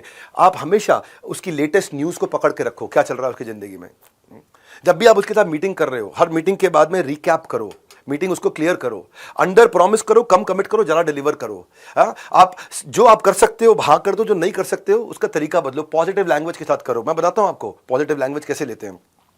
सबसे पहले पॉजिटिव बिहेवियर रखो, किसी भी मीटिंग पे या कॉल पे लेट मत आओ, लोग याद रखते हैं। उसके साथ अगर मीटिंग कर रहे हो तो बीच में फोन मत लो, अनलेस कोई बहुत बड़ा डीप क्राइसिस है, don't take calls in between, it doesn't, people don't like it. उनके साथ टच में रहने का तरीका यह है कि जब वो आपको पे नहीं कर रहा तब भी आप टच में रहो। आप क्लाइंट को ऐसा फील कराओ कि मैंने आपकी वेबसाइट चेक करी थी और मैंने ये देखा, मैंने आपके बारे में कुछ प्रिलिमिनरी रिसर्च करी, मैंने ये देखा, मैं अपने नोट्स रिव्यू कर रहा था, मुझे ये समझ में आया आपके बारे में, मैंने आपकी एक लेटेस्ट किताब पढ़ी, मुझे बड़ा अच्छा लगा, मैं आपका सोशल मीडिया देख रहा था, अरे क्या बढ़िया पोस्ट किया। वो कनेक्ट फील करता है, बस सिंपल। ये नहीं कि भाई मेरा माल ले लो। हाँ, ट्रांसपेरेंसी रखोगे, ट्रस्ट आएगा। शुरुआती रिलेशनशिप के अंदर लोग आपकी ट्रांजैक्शंस को ध्यान से देखते हैं और वहीं से ट्रस्ट करना शुरू करते हैं। जितना हो सके इस ट्रस्ट को बिल्ड करो, ट्रस्ट को बिल्ड करो, पर्सनल केयर के द्वारा कर सकते हो। मेरे को याद है बहुत साल पहले की बात है, एक कस्टमर ने, मेरी एक मीटिंग कैंसिल हो गई थी उसके साथ में, क्योंकि उसने मैसेज लिखा कि उसकी वाइफ की कोई हेल्थ इमरजेंसी आ गई है। और उस मीटिंग में 8-9 लोग थे, 8-9 लोग इकट्ठे बैठे थे और मैं भी बैठा था वहाँ पे। और वो आदमी उठ के चला गया कि मेरी वाइफ की कोई हेल्थ इमरजेंसी आ गई है, तो मीटिंग हमें कैंसिल करनी पड़ी। तो मैंने रात को उसको मैसेज किया कि आपकी वाइफ की हेल्थ कैसी है। उसने रिप्लाई लिखा, खाली आपको याद रह गया था कि मेरी वाइफ की हेल्थ ख़राब है, बाकी सब भूल गए थे। अब इतना सा एक मैसेज, उसके कारण मैंने इतना बड़ा क्लाइंट का दिल जीत लिया था। ये चीज़ें पर्सनल केयर बड़ी इंपॉर्टेंट होती है। और आप मान लीजिए आपके साथ कोई गलती हो भी जाती है और आपको कोई बैड न्यूज़ देनी है, तो साथ बैठ के आराम से बात करते हुए करो। ये नहीं कि ईमेल लिख दिया, ईमेल से नहीं चलेगा। कोई कंप्लेंट भी है तो हमेशा गुड न्यूज़ के साथ शुरू करो। तो ये कॉन्वर्सेशन, ये कम्युनिकेशन और पर्सनालिटी डेवलपमेंट में आपको आगे और डिटेल में सिखाऊंगा। आप हमेशा सोल्यूशन ओरिएंटेड बात करो, पॉजिटिव बात करो, और राइटिंग में हो सके तो कंप्लीट करो डिस्कशंस को। रेपुटेशन अपनी बिल्ड करो, क्योंकि रेपुटेशन करेंसी है। अगर आपको कोई नेगेटिव बात करनी भी है तो मैं आज आपको टेक्निक बताता हूं। एक स्टेटमेंट होती है आई कांट स्टेटमेंट और होती है आई कैन स्टेटमेंट। कोई काम अगर आप नहीं भी कर सकते तो उसको भी आई कांट की जगह आई कैन में परिवर्तित किया जा सकता है। जैसे मान लो आप 3 बजे तक फोन पे बात नहीं कर सकते, तो ये मत बोलो कि I can't do a call until 3 PM, मैं 3 बजे तक बात नहीं कर पाऊंगा, मत बोलो। आप ये बोलो कि 3 से 5 मैं अवेलेबल हूं, आपको क्या टाइम सूट करता है। चेंज हो गया ना लैंग्वेज, टोन चेंज हो गया। From 3 to 5 PM I am available, what would be a good time for you.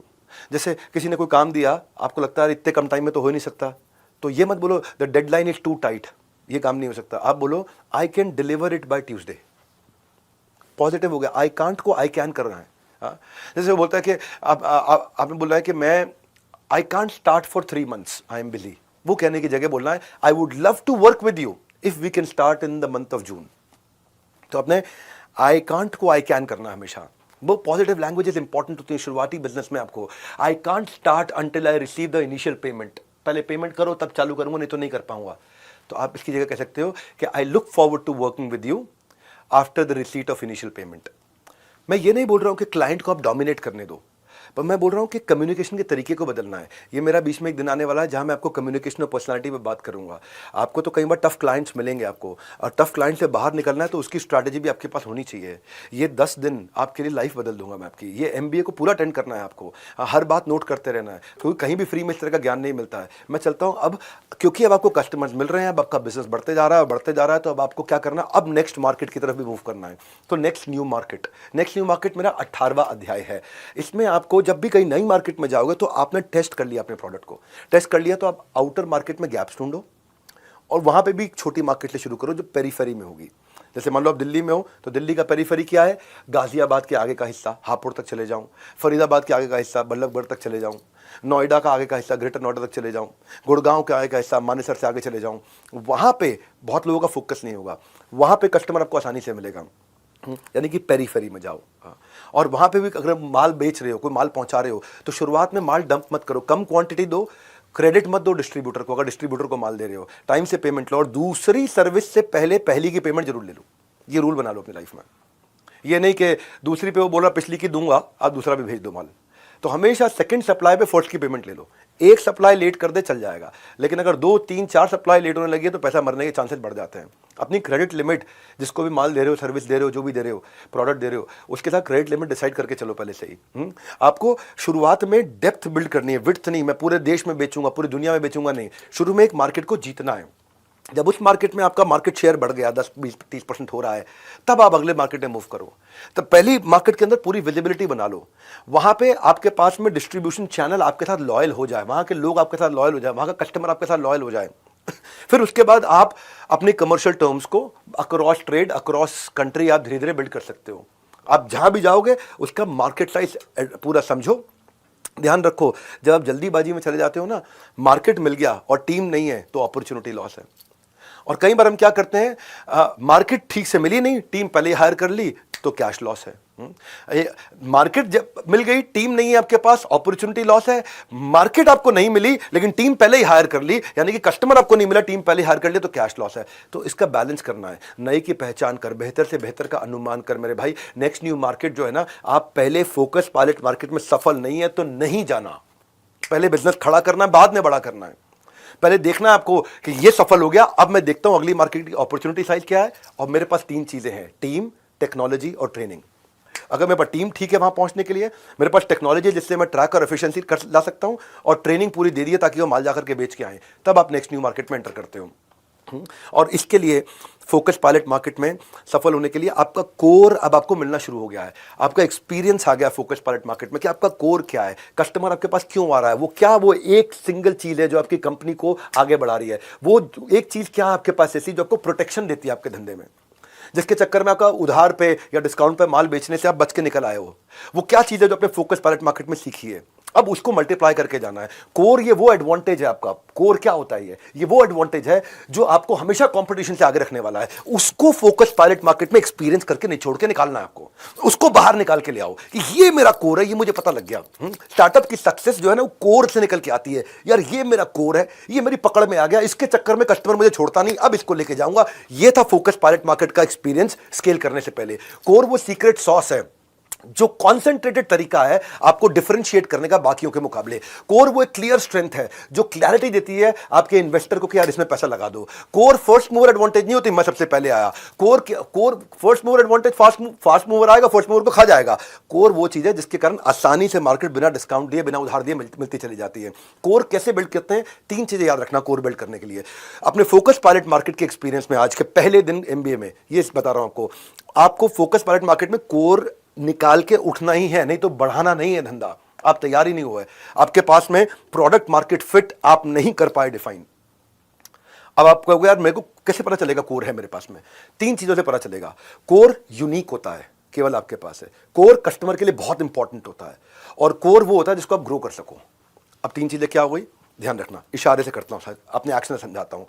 Customer के लिए वैल्यूएबल, कंपटीशन के लिए इनइमिटेबल, कंपटीशन कॉपी नहीं कर पा रहा, और मेरे लिए scalable, VIS, valuable, inimitable, scalable. ये 3 चीजें अगर आपने फोकस पायलट मार्केट में अचीव नहीं करी तो फिर आप बेकार है, धंधा ग्रो मत करो। केवल डिस्काउंट और उधार के साथ में बढ़ते रहोगे, मार खाते रहोगे, एम्प्लॉय छोड़ के जाते रहेंगे, कस्टमर छोड़ के जाते रहेंगे, लाइफ टाइम वैल्यू आपकी आएगी नहीं, धंधा नहीं बढ़ा सकते आप। और कोर हो गया अगर आपके पास में कोई कस्टमर के लिए बहुत वैल्यूएबल है, कस्टमर को चाहिए ही चाहिए, बहुत इंपॉर्टेंट है कस्टमर के लिए, वो हो गया वैल्यूएबल, कस्टमर आपको पैसा देगा, एडवांस में पैसा देगा। कंपटीशन के लिए इनइमिटेबल, यानी कि कंपटीशन इमिटेट कर नहीं पाएगा, आपको कॉपी कर नहीं पाएगा, आपको प्रीमियम मिलेगा। आप 100 रुपए की चीज सब 110 में बेच रहे हैं, आप 130 में बेचोगे और कमांड करो मार्केट को। और मेरे लिए स्केलेबल, क्या मेरे पास टेक्नोलॉजी टीम और ट्रेनिंग है कि मैं इसको स्केल करके लेके जा सकूं? ये VIS आज का पकड़ लो, how to start a startup में फोकस पायलट मार्केट के अंदर आपको अपना VIS उठा के ही जाना है, आगे निकाल के ही जाना है। इस पे समय लगाया मैंने पूरा।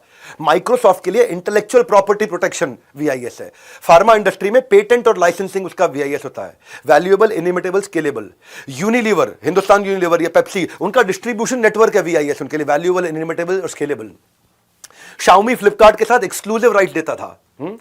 तो आपके पास क्या कोई प्रोप्राइटरी टेक्नोलॉजी है, वो आपका VIS हो सकता है। अगर ब्रांड इक्विटी है, वो आपका VIS। आपकी excellent customer service, Domino's 30 minute में पिज्जा घर पे दे रहा है, या एप्पल है, लॉयल्टी बियॉन्ड लॉजिक, इतना लॉयल हो गया कस्टमर। तो आपके पतंजलि के पास नेशनल सेंटिमेंट है, आपके पास क्या वो ऐसा कोर क्या था आपका? आज तक चैनल है, इसका सब्सक्राइबर बेस इतना हो गया, कंटेंट ड्रिवन है, आज तक सबसे कम ऐड दिखाता है पूरे देश में। बाकी न्यूज चैनल ऐड ज्यादा दिखाते हैं, वो 42 मिनट का कंटेंट देते हैं 1 घंटे में, ये 48 मिनट का कंटेंट देता है 1 घंटे में, और उसके बावजूद ऐड रेवेन्यू से ज्यादा कमाता है, क्योंकि उसने कंटेंट अच्छा रखा, सब्सक्राइबर बेस बढ़ा लिया। तो अपना वैल्यूएबल, किसके लिए वैल्यूएबल? कस्टमर के लिए। इनइमिटेबल, कंपटीशन में जो कॉपी ना कर पाए। स्केलेबल, मैं केवल एक मोहल्ले का ब्रांड नहीं रह जाऊं, मैं पूरे देश में जा सकूं, पूरी दुनिया में जा सकूं। पर कब जाएंगे? जब फोकस पायलट मार्केट, आज का पहला अध्याय था ये। अब अगर जैसे क्या होता है कि अगर आपके पास कुछ एक्रेडिटेशन सर्टिफिकेशन बहुत जबरदस्त है तो वो भी आपके लिए बन सकता है फोकस पायलट मार्केट में। कई बार आपकी मार्केट रिस्पॉन्सिवनेस, जैसे गूगल है, गूगल कस्टमर गूगल को सिग्नल देता है, गूगल उसका प्रोडक्ट बना देता है। कभी कभार पर्सनालिटी भी एक ब्रांड होता है, जैसे doctor Vivek Bindra, personality. Business coaching में आज हमारा बहुत बड़ा नाम हो गया है, क्या है वो भी मेरे लिए वैल्यूएबल, इनइमिटेबल, स्केलेबल हो गया है, क्योंकि कस्टमर को बहुत वैल्यूएबल लगेगा, इनइमिटेबल है, हर एक बराबरी कॉपी नहीं कर सकता आसानी से, और हमारे लिए स्केलेबल है।